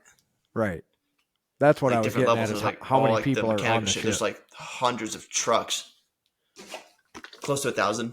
I'm not sure like how much. There's like the Navy crew. There's the Marines. We actually had Germans and Japanese live on the ship with us too. So that gives people a good idea of how big we play the cards ship with them is. every night, stuff like that. All the howitzers, all the trucks, all the trailers, all the weapons that we had. Like, it's a pretty damn big ship. I just hear guys say, you know, I was on a ship for a month cool. and I never, you know, you don't see but the people that you work with every day. And it's hard to believe that you're on a boat and you don't run across everyone, but it's hard to believe how big these boats are. I guess that's what I'm getting at. Yeah, you can go very lost very easily if you don't know your way around the ship. If you just know the basic stuff, if you know where the gyms are, and the mess deck, and the flight deck, you're good. And where you sleep, you're good. So Other than you that, don't ever it's get, just like, nobody ever gets seasick on a boat that big, do they? oh, they do. They do? Trust me, they do. Like, I was second deployment. Yeah, where some guy was on his first deployment, I was on my second one because I'm already used to it. He was coming back in the berth. He was like a mess deck worker, mess hall, the chow hall. So he was coming in, and we're just like, we're all shooting the shit. It's like 9:00, and we're just like, we can't sleep because we're like, it's like rocking really hard right now, but like we're good because been there, done that. And it just throws up everywhere, Oh, all over the floor. And we're just like, because he was one of the PFCs, like, hey, Cletus, get in the fucking bathroom. We're just like, telling him, just like, go throw up in a toilet. I asked that question because that would be me. I went deep sea fishing with my dad exactly one time, and he has sympathy on me because we did get stuck at the back of the boat, and it was like 90 degrees and 100% humidity, and there was no air movement, and the diesel fumes. Yeah. To this day, dude, I cannot stomach diesel fumes because of that day, but I got super seasick, and being that far out in the ocean, and it was terrible. So I didn't know if you would get seasick on a boat that big or not. I would be that guy.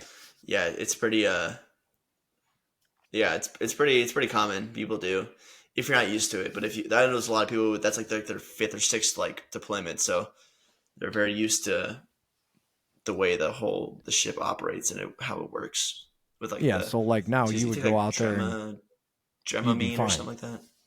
Dramamine? Oh yeah, I'd be 100%. Yeah. Dramamine, yeah, that stuff. Like you take in, you don't get seasick as easily.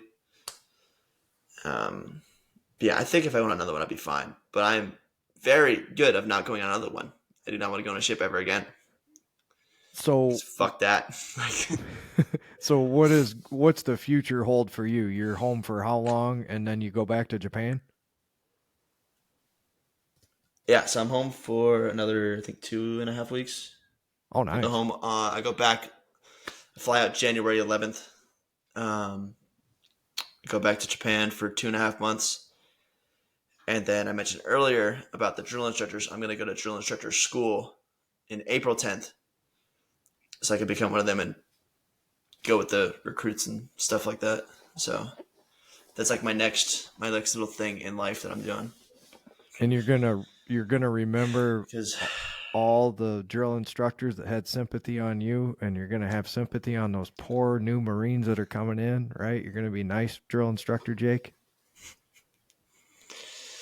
Absolutely not. That's the right they're answer. all dying. I guarantee it. They will all die. I like that answer. I believe you 100% too. I know your dad. Yeah. One thing's for certain, when he says he's going to do something, he does it. Oh, yeah. Like, you can't say him otherwise. Like, if he's like, I'm going to go yada, yada, yada. Like, that's really random. He just goes and does it. And that's another reason. So it's kind of where I get my little spontaneous. Yes. That's another reason I wanted to do this with him, because a lot of people will tell you they're going to do something, and then you wait like patience on a monument. When he tells you he's going to do something, about a day, a minute, an hour, whatever, your phone will blow up and it'll be like, hey, dude, I did this, this, and this, and here's when we start. That's kind of how this all started. So it's one thing to say you're going to do it. Yeah, it's another thing to go do it, you know? So that's another reason you're here. You didn't just say you were going to be a Marine. You went and did it, and you just told your whole story from beginning to end. And I totally appreciate it, dude. I'm honored that you would come on here and do it. I know that seems crazy, but I admire anybody that has done something that I've never done, and I find it fascinating. So I appreciate you. Yeah, I mean, yeah, of course. He asked me last week. He was like, "Do you want to do this?" Because I thought my dad was saying he didn't want to get tattoos, and I was like, "Sure." I was like, "Okay." I didn't read it, but it said, "Do you want to?" It said, "Do you want to go with me to go get tattoos?" And I was like, "Okay, that's fine, like, cool." And then he started saying like, "No, I need a yes or no." So I reread it. He's like, "Do you want to go on a podcast with me talking about your tattoos?" And I was like, "Oh shit, yeah, like sure, like that's fine." And I was like, "I'm down." So That's awesome, man. here we are. So what are some of the other ones that you have? Like you told me you're going to, what are some of the other tattoos that you have that have meaning to you? So I guess they all do in a way. I got this one. This is the first one I got in Japan. I just thought it looked cool. It was it's called like a laurel wreath or something. It's like some Greek shit. It does look, yeah, it looks very I thought it looked Greek. cool. Looks like a slot machine I play. Yeah. So this is on the back of John Wick's back. This is on John Wick's back in the movie. It's fortune favors the bold or brave or something like that. Yeah, this one. I want to get on my back, but I have like my entire back, but I have one right here of a lily. It's for my mom. That's her flower. So that was the second tattoo I actually got.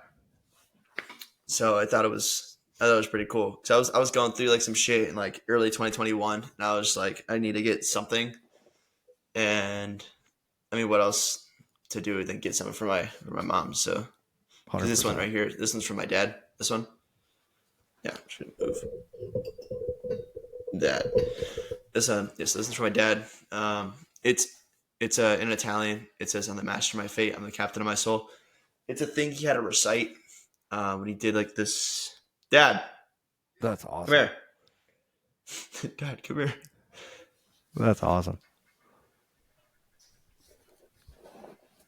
Yes, son. What was that one thing for you had to recite that Victus thing? Wake up, warrior. Yeah, that thing. So he did this thing. He had to recite this. He had to recite this. So like I got the ending, and I thought it was actually really cool. So I was like, "Oh, I just was good as a fucking tattoo." And It is very cool. I thought it was pretty cool. Yeah, that thing. And then I got this one. This is my third tattoo I got. It spreads up my entire shoulder. So it's literally just a line. That's awesome. Yeah, the detail is amazing. Yeah. The detail in Like that is the whole- amazing, dude. Yeah, the whole. Yeah, it was. So pretty how cool. I old have were one you when you right got here. your first tattoo? Sorry. I was 19. Okay. So you waited So- until you were legal. It was 1, 2, 3. Yeah, well, I was planning on getting tattoos for like a while, and then like I was like, "Oh, I want a tattoo. Like that'd be cool." And so I drove down to the valley again because I was in Yuma, and then I drove down, and then my dad set up an appointment for me to get my tattoo. That's So a it's cool pretty dad cool. right there. Yeah, but I have one. Yeah, I have one right here. It's an umbrella. So it's funny. People are like, "Why do you get a fucking umbrella?" And it's like, That would so be it's my like an question. umbrella with like, yeah, with like a raindrops in it. So I was in Osaka, right? That's in mainland Japan. Yeah. So we're in Osaka, and it's like it's raining. It's super stormy. We're just like, this is miserable, but we're just having fun.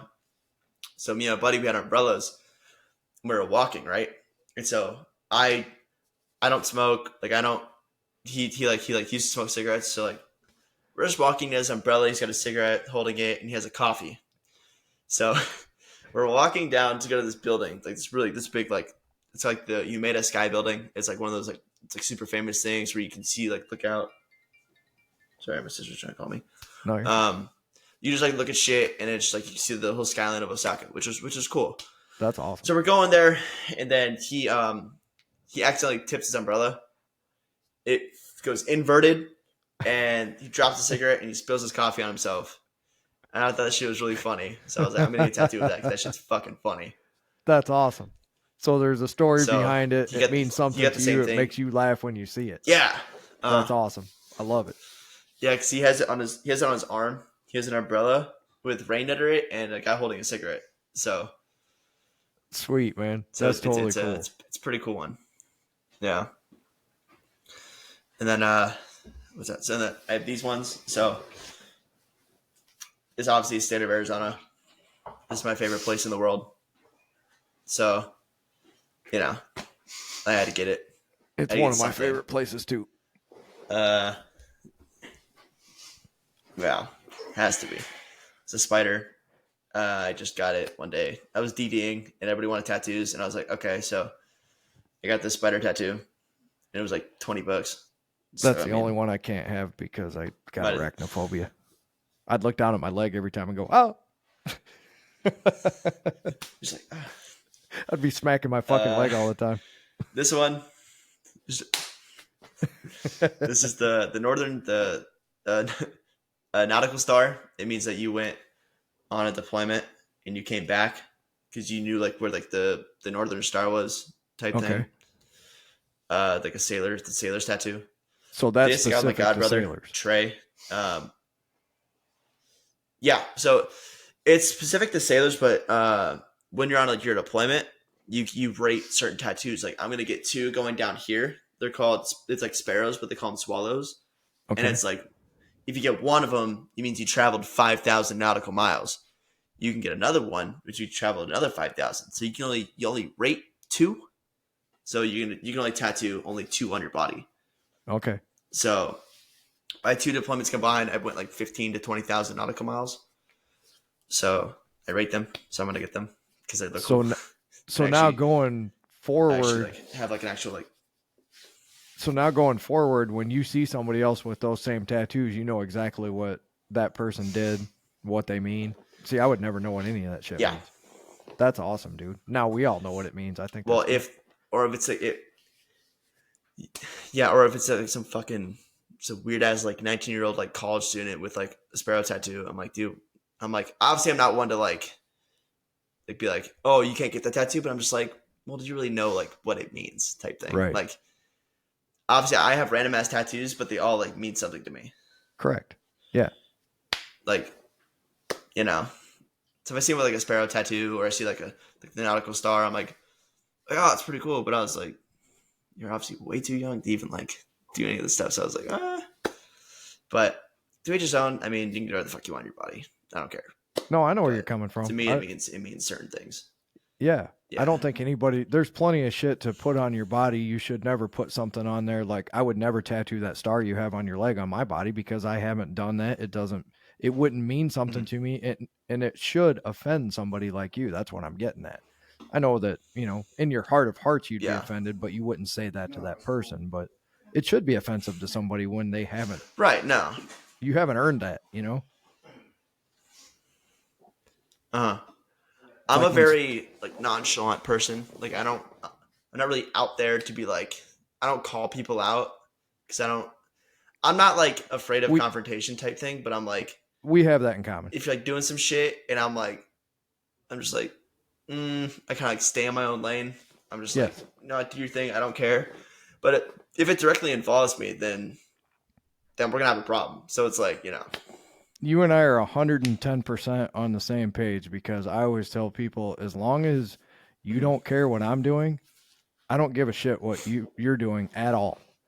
But as soon as you feel like you need to Yeah. interject yourself into my life, we're going to have a fucking problem. Because, you know, just like No, you yeah, and your exactly. dad and anybody that knows us on a core level, you're going to go real deep with us. So, you know, careful how much you care about what we're doing is what I'm getting at. Like Yeah. we're gonna dissect your life down to Because, the like- fucking bone, man. Like, let me tell you, it's like you are not safe. yeah. Let me tell you a couple things about you that you don't know. That's what I like to say. Yeah. No, exactly.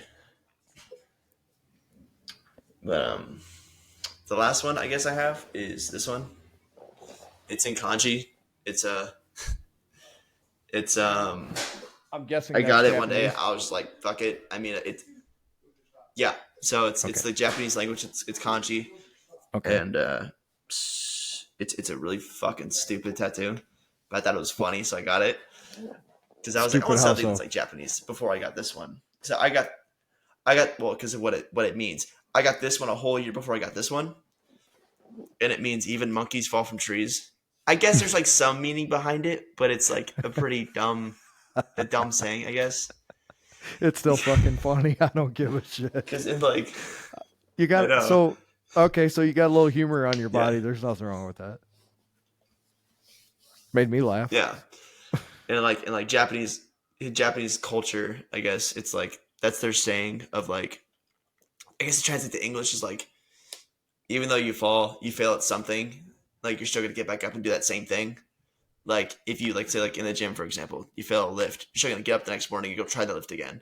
Like Yes. the monkey's always gonna get back in the fucking tree. So like, I guess that's like a personal thing that I would say I relate to it. So that's kind of why I got it. All of them have something and like have a meaning, but others it's just like either funny or I don't know why the fuck I got it, or it's just I don't know. But they're all part of me and they all suit me. So That's awesome. I very much enjoy getting tattoos. I very much enjoy like looking like I have like a story, I guess, because every tattoo has its own time frame, its own story, its own meaning. So And it's not that's like that much why of useless tattoos to see people getting. So that's why I wanted you to show them off, number one, and I wanted you to explain why you got them and what they mean to you, just so there's people that would look at you that don't know you that wouldn't talk to you because you have tattoos still to this day, So Mhm. this podcast is going to be out there for infinity now, and people are going to be listening to it 10 years from now, and they're going to see you and understand that not only are you an upstanding citizen, you're a member of the military, and that having tattoos have nothing to do with who you are as a person, Yeah, Some of the I most wanted to get this one because I thought it'd be Ooh. fucking funny. In the same spot, my dad's tattoo. Why didn't It you? says Iron Dog. Yes. Sorry, I'm gonna cut you. I mean to cut you. I mean, because it's not. I'm not Iron Dog. I thought it'd be fucking funny if I did. Yeah, I could do that, but it's like I put like right here. You could get another funny tattoo. You could be the Iron Puppy. That's bad. That's something my dad would say. The Iron Puppy. He said Iron Puppy. Yeah. The Iron Tell Puppy. him that's something my dad would say. He's like that would be something my dad would say. Yeah, that's He'd be funny. like, yeah, get. I'm the Iron Dog. Get yourself the Iron Puppy. Your dad has still not figured out that I I would do named that. his podcast network the Iron Dog Podcast Network. That's the Easter egg he still has never found to this day. So we'll see if he actually listens to this podcast and calls me out on it. Uh-huh. If you go to Spotify, Is that what it's called? Yeah, if you go to Spotify, like our homepage, it says the Chris and Mike Show, and underneath it says Iron Dog Podcast Network. Because it made me choose a business. He's never noticed it. No, I told him. I said, "Dude, there's an Easter egg out there," and he's like, "Don't tell me." So we'll see if he actually listens to this podcast. Yeah, because he tells me that he started listening. Yeah, see if he actually listens to this podcast. Well, yeah, well, let's see if you listen to this podcast. You're gonna be like, "What the fuck?"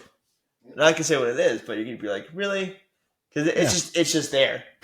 You're gonna be like, "What the hell?" It's right out there. Well, he didn't actually start listening until also, good luck listening to it to an hour and a half. I listen to stuff. Yeah, he started about 2 weeks ago because I guilted him into it. Not that you should sit around and listen to yourself talk, I guess. I was like, have you ever actually sat down and listened to it? He said, yeah, I listened to the last episode. I laughed. It was really fun. So, yeah, I like. I mean, I used to make YouTube videos. I used to like rewatch them, and I'd be like, kind of funny because when I was in high school, and I'd be like, I was really like that, like out there. Oh yeah, it's in a way. hilarious to go back and watch like videos when him and I were in the band. Some of it's great, but some of it's like, now that you've matured, you just kind of laugh at yourself. It's like, man, you can see how rushed everything was, and now your playing just gets better and better, and you've learned to control the song and the tempo, and that's all stuff we had problems with back in the day because we were young, but we made some damn good music. Yeah, that's what he was telling me. I've never actually listened to y'all stuff, but I mean, don't you have like CDs and shit? No, we never recorded what we had. Mike had it, but then he had the situation where his roommate destroyed everything. Your roommate destroyed everything? Oh yeah. Kevin. Why? It's a horrible story. We won't go down that road. But yeah, I lost a lot of shit. I was very thankful I had a folder left, so I do have some pictures and stuff, but as far as music goes, I lost a lot of shit. It's sad, but you know what? I looked at it as the same way I cleaned house in the rest of my life. I just started over writing new stuff, and it's better than the old stuff. You just got to look at it that way. It's all good. That's good. I'm sitting here talking to you, and I wouldn't be doing that had I not made the choices I made in life. So just to lose a couple things, you learn that things are material. Like materialistic things don't mean shit. I don't care if somebody's got a 60,000 square foot house or they live in a bus. How they treat me is how I look at life. So as sad as it was, it's all good. Yeah, as I say, everything happens for a reason, so you can't really get like, you'd be like, oh, well, I mean, it happened, it's over, it's whatever. It's kind of like with all this shit I've done in the past year. I'm like, it's over, it's whatever. Like, and if you keep that attitude at 22 years old, you got life by the balls, man. For the rest of your life, you will own your life. Just always keep that same attitude. Because it took me 37 years to figure out what you already know at 22. Just go with the flow, man. It took me a while, though. It took me Didn't take you as long as it took me. I was stubborn. Like I'm stubborn too, but it took me after I had a really bad breakup, like in 21. And I was fucking women. I was destroyed. Like I was just like, this sucks. I was like super attached. I was like still super attached. So afterwards, I was just like, fuck it, who cares? And I just kind of became happier at that point. There was a point where I didn't eat for like an entire week, and I got like extremely skinny, and it's bad. I mean, I looked great. Just like, I mean, I looked like decent. Jake's like, I was fucking diced, ripped. But then, yeah, I was. Now I'm not anymore. I was ripped, but I was sad. But because I like Japanese food way too much. So, it's kind of they do have amazing food. It's kind of, especially over there. Like it's pretty tasty stuff.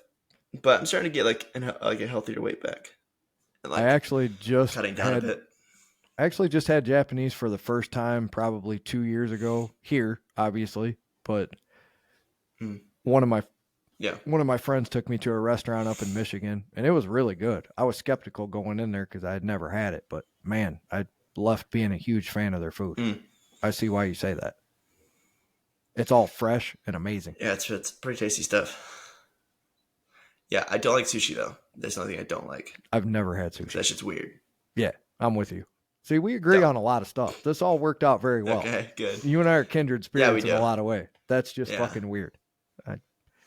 Other people like it. That's great. You eat it. I'm just like him, but like I'm like him, but like what, 31 years younger?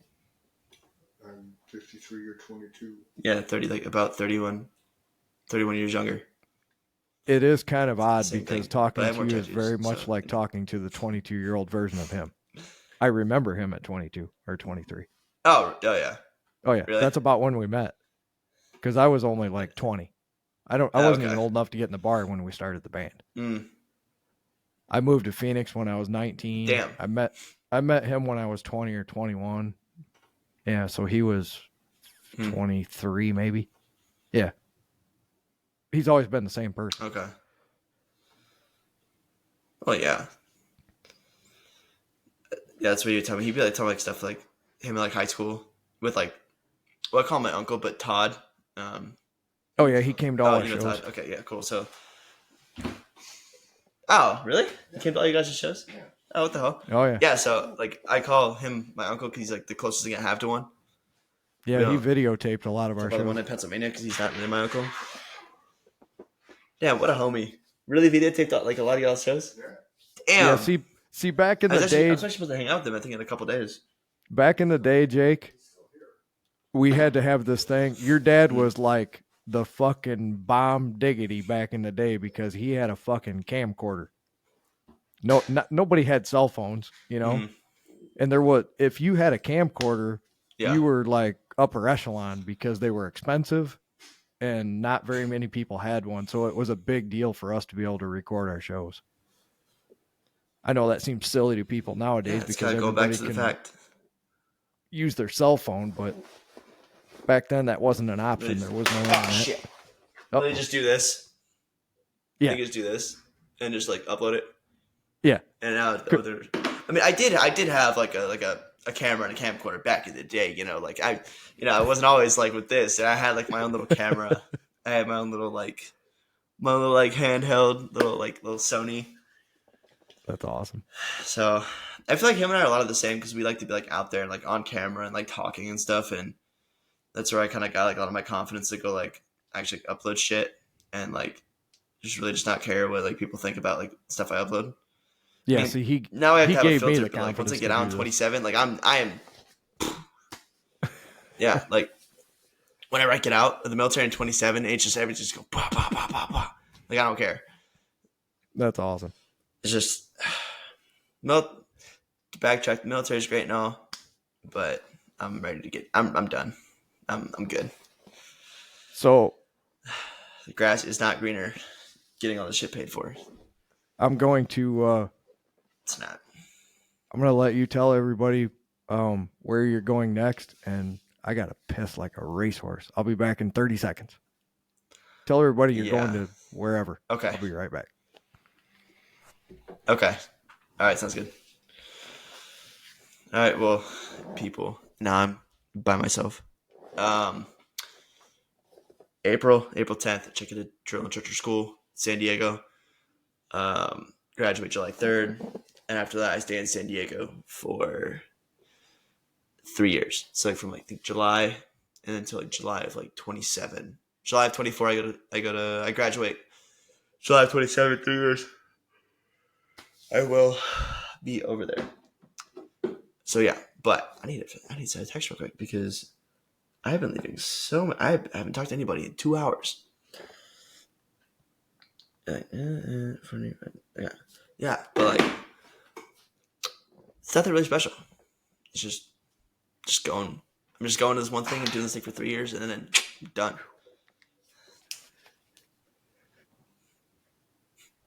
Welcome Thanks, back. buddy. Whew. A beer and a water, and I was like, Yeah. I think your dad and I made it to an hour and 19 minutes Oh, yeah, one time. Dang. Yeah, I've had an energy drink and a Gatorade, so I'm waiting for him to come back in. I So I can routinely exchange. listen. So I gotta go to the gym. I didn't go to the gym Okay. today. I routinely listen to Joe No, go for Rogan, and he'll do like 3 or 4 hour podcasts. Mhm. But those guys will like, there's 2 or 3 of them there, and they'll just play off each other. And somebody's like, "Hey, talk for a second. I got to go to the bathroom." So I just stole that from them. Yeah. I was like, "Here, entertain Oh, that's everybody good. for a second." Because believe it or not, there are diligent, Yeah.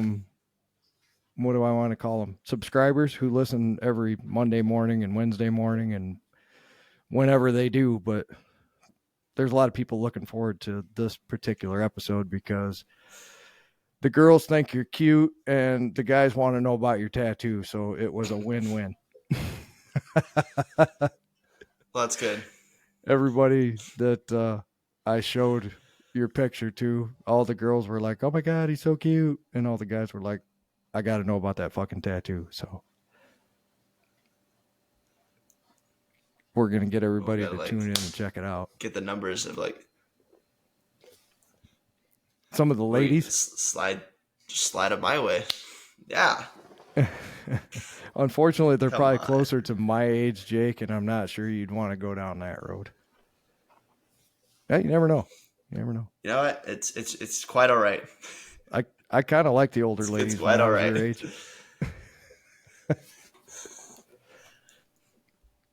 Your dad would remember. Your dad would remember when I dated Tammy, and she was probably 15 years older than me at the time. She must have been like 37. So, yeah, I guess I liked the older ladies myself back then. Damn.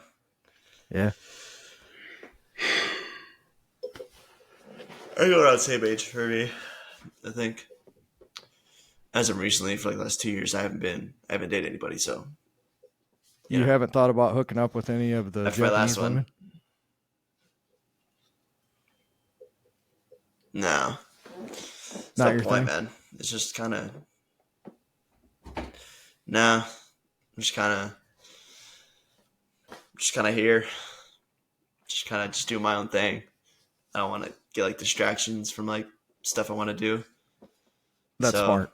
I think it would be better if I was just like distancing myself, because mistakes happen. I don't want a certain mistake to happen where I'm just like, well, everything I'm trying to do, I can't do anymore. Correct. So once again, you have no idea. You're just living my life all over again. That's exactly what I did when I was your age. I was not interested in having kids or getting married, and I made sure I didn't make that mistake. I pretty much just stayed focused on being a guitar player and putting a band together and getting signed to a record label. And to do that, I didn't have time to do all those other things. So you're smart for having that mindset. Yeah. I had the exact same mindset, and that's one thing that I'm proud of myself. I didn't bring any kids into this world that I didn't want, and I've done exactly what I wanted to do pretty much every day of my life. So I don't have a lot of regrets in that department, and I don't think you will either. Yeah, I just try my best to get out of here. To just do stuff as I can while I'm young before I get into anything. So, well, I know you got to get out of here, buddy, and go to the gym. I totally appreciate you doing this. It's been my honor. Thank you for your service. Of course. I know I speak for everybody when I say that. Everyone totally appreciates everything you're doing for our country, and stay safe out there. And you're welcome back here anytime, and keep listening to all the different places you go so I get more countries pop up on my statistics. Tell all your buddies who are deployed in different countries. I'll probably just be Japan at this point. Do you have friends that are deployed elsewhere? Tell them to start listening. Yeah, I got people in Australia and Germany right now. So hook us up, man. Be sure to let them know. Yeah, definitely. Give us a shout out around the world, man. Get us started. Well, thanks again for coming on, Jake. I will be sure to. It's been an honor to meet you. Yeah, of course. A lot of people don't know. I've never met Jake. This is the first time I've ever met him. He was not born when Nemesis was playing out and doing our thing. So this was our first meeting, and it felt like I've known you for 100 years. So thank you again. And turn it over to your dad so you can go to the gym and stay buff, man. All right. Sounds good. Well, it's nice meeting you, Mike. Appreciate it. You too, brother. Take care. Happy New Year. There you go.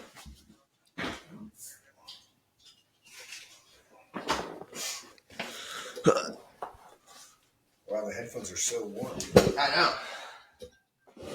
Well, he's been wearing them for a while. I know. I prepared for this, man. You leave it to my son. leave it to my son. Oh, ye of little faith, that I would not have a bunch of questions prepared.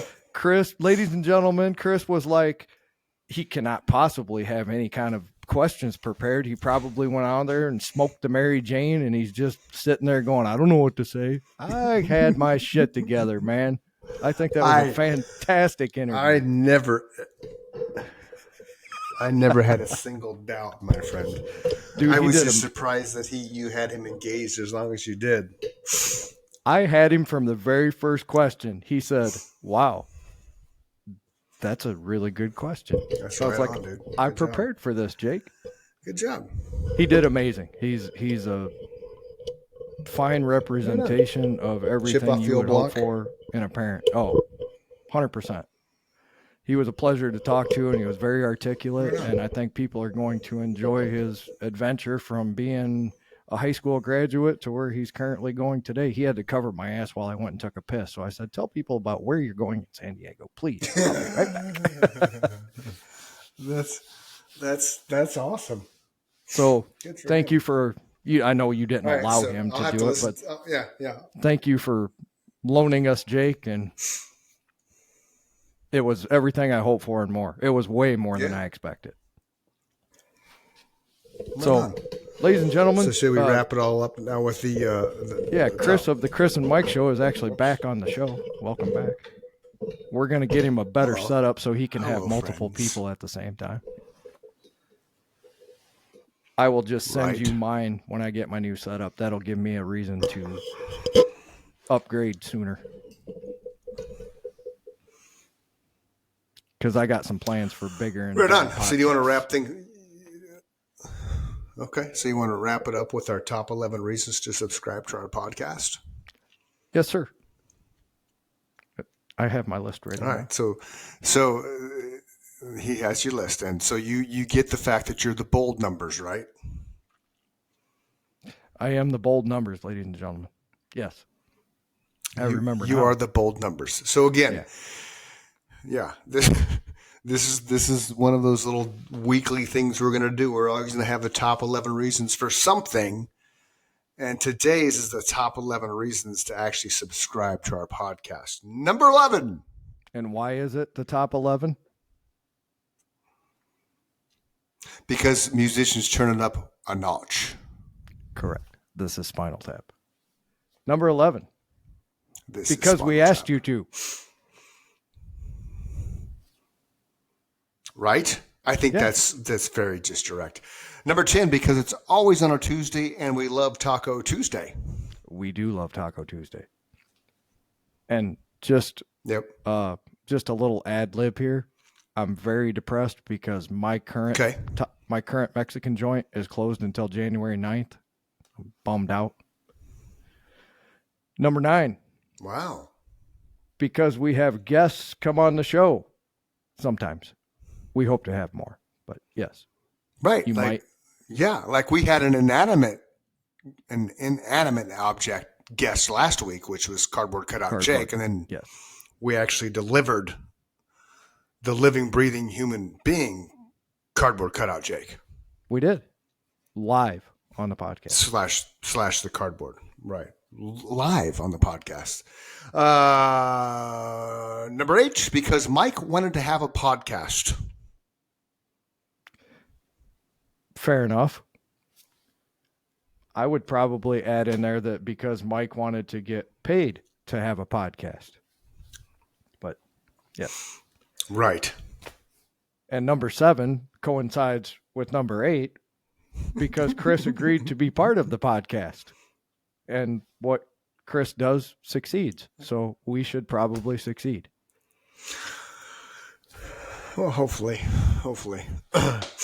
Number 6. And I'm doing this because he's to the right of me, because he's Mike Michaels. And because he's Chris Dunham. He's to the right of me. Right. Number 4, because he left. He's Jacob Dunham, the visitor, but he's left us now. I think Elvis has left the building. Go work out. Elvis has left. Thank you very much. Because neither of us have been in prison is number 3. Neither one of us. Story. Although that would be a whole new podcast in itself. The Chris and Mike Show behind prison or behind bars. Yeah, let's hope we don't. Have that so episode. we could go get Well, we'd have to get ourselves arrested and then make it to prison and That then sounds like a lot of work. lobby the warden and such to allow us to have a podcast, and then we could have a podcast inside the prison walls. We should look that up and see if somebody's done that. That would be interesting. That sounds like I'd a be lot of interested work. in that. And we could have them on our show via Zoom. It does, but I can Google it. I'll Google it. Number 2 of the top 11 reasons to subscribe to our podcast is because we both have day jobs. Yeah, that I'm sure he So, likes his, but I could give the mine worst- up at any time and not be unhappy. Yeah. Yeah. So the more subscribers we get, then the more followers we get, which then it takes Mike's podcast target to the whole next level. So we're almost there. We have 200. We need 1,000. That's our target, right? Well, to get the caliber of guests that we would need to have the kind of subscribers that we would need to actually get paid to not have to work, we're a ways away. But yeah, I'd be happy with 1,000, and we're at 33. So if you are a Facebook follower and you are not a Spotify follower, even if that's not where you listen to it, do me a favor, download Spotify, click the follow button, because eventually that's the only place we're going to be. So we would like to be exclusive to one spot eventually. Years down the road. Don't panic, everybody. I know a lot of people like Apple. 10% of our listenership is on Apple. And the number one... Nice. And the number one reason to subscribe to our podcast is... Because we're just really cool people and it'll be fun. Yes. Right. We are really cool people we have to and work it on will the be comedic fun. timing. Huh? And it's already fun. I think it's fun. already fun. Jake said we were fun. Yeah, I asked it'll be him, I put interesting him to on the see what spot. Jake right on. It'll be Listen interesting to to see what he talks about. Yeah, I listen will. to the show. I asked him that Absolutely. question. I said, "What did you think? Be honest." I said, "You can be brutal. Yeah. I can take it." He was not brutal at all. He was very honest. Yeah. How crazy is it that you wore the AC/DC shirt and I heard wore the part Led of- Zeppelin shirt? Well, I did it because it's America, kind of Marine Corps vibe, America, and then AC/DC, 3 chords in the truth and the mighty mighty Zepp. Yes. There it is. All right. So did you have a good Christmas? It was amazing. Yes. Yourself? Right on. Yeah, no complaints, man. Little man's first true year of understanding the whole Christmas magic, which was fun. Trip, his little brother's just turned 6 months old, so he's kind of getting that fun. He's such a little happy baby too, dude. He watches little man like a hawk. Like no matter what little man's doing, man, his eyes are just.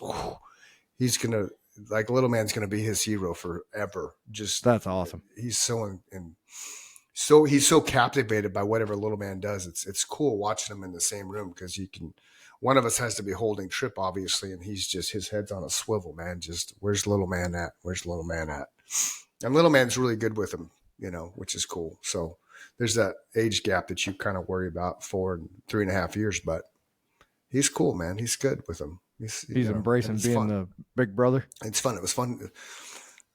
Yeah. And then Nikki's dad's flying in tomorrow, so I don't think I'd get him on the show, but you never know. He's a Marine too. He's a Marine Corps veteran. He was a coal miner. He ran his own trucking business out of New York. He reminds me, the best way to explain George is he's a Joe Pesci.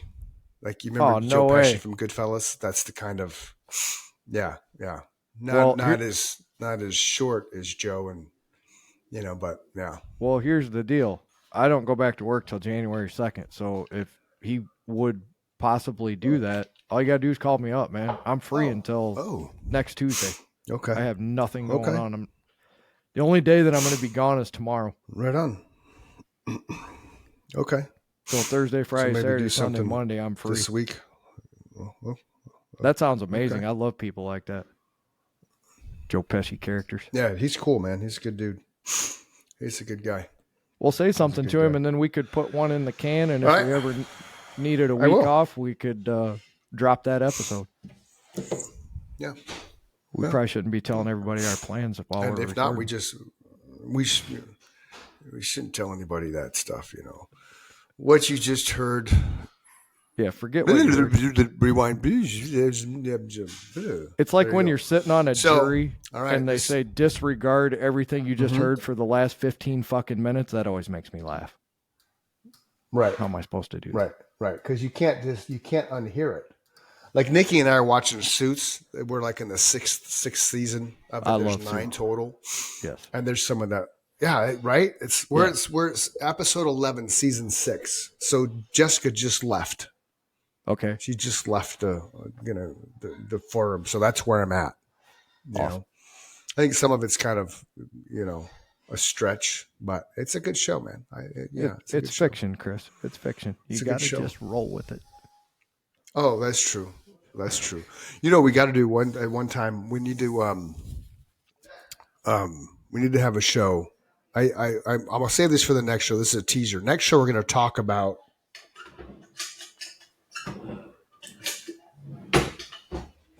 Ooh, this is a teaser, folks. Next Ladies show and we're going gentlemen. to talk about.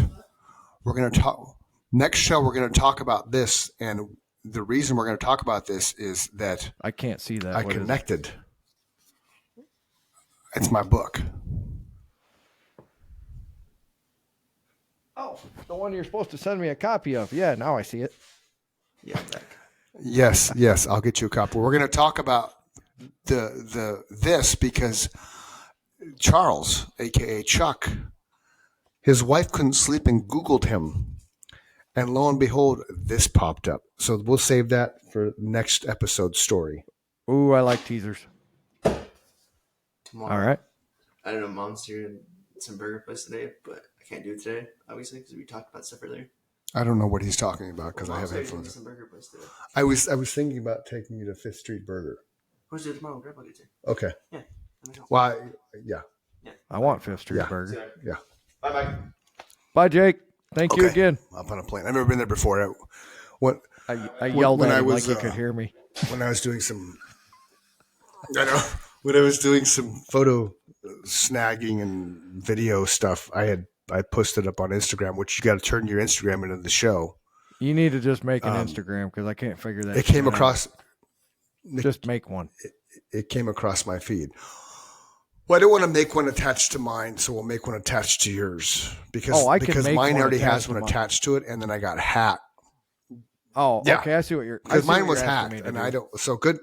Yeah. So my personal one, and then I had Good News Arizona when I was doing that show, but then I got hacked one day because Good News Arizona was caricatures of Dean and I, or not the caricatures, the emojis, the bobblehead emojis that you find on Apple phones. I never got it back. I got mine back because my Not to be face is confused on with the mine, and now Bob Ross. I'm not. Right. So if you want I to can- add one to your Instagram, then we I can. know what you're. Okay, I know what you're asking me to do now. I did. I don't see want to that muck up my function. system. I don't want to muck up my waters because, right. Yeah. So add that, and you can use our logo we created as the profile, and then you can I'll you can give drop you the- stuff on that thing like yeah. crazy. Well, I'll give it to you because you know Yeah. you do that more than I do. I just want to make sure you have access to the social Cool. media because you're way more. Yeah. Yeah. You're way more present is the word I'm looking for. Present on the social media than I am. I'm getting better. Yeah. Yeah. You are. And you are. Yeah, thank you to better, everyone for sure. who's followed the Facebook page. Like I said, those followers need to go over to Spotify Yeah. and click that follow button. Quite a few have, but not nearly enough. We're Yeah. 190 something on Yeah. Facebook, and we're 35 on Spotify. There's a disparity in the numbers. Maybe I'll make. Maybe we'll make a video and I'll show them how to do it. Yeah, maybe some people need some instructional You know. video. That would be great. And you know, one thing we need on our Some- Facebook page I need is some we guidance. need some guidance. We need to do a reel. You need a reel to graduate to level 3. Oh, I did read that. okay. I can do that. I know you know how to do reels. I can do that. I'll work on that. Yeah, that's the I will only thing work you on need that. for that. And I'm sure people would enjoy it. Okay.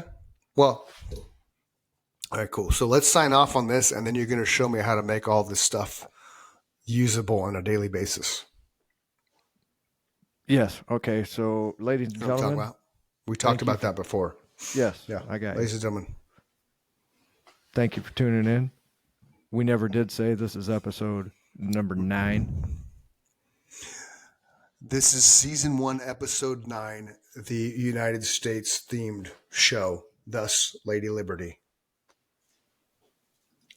I feel like we should have Whitney Houston singing the national anthem now. Oh, see, can you see? I can't even get our own music to play again. Dawn's early light. I apologize, ladies and gentlemen. Yeah, it's okay. Just know that I'm American through and through. Until next week, see ya.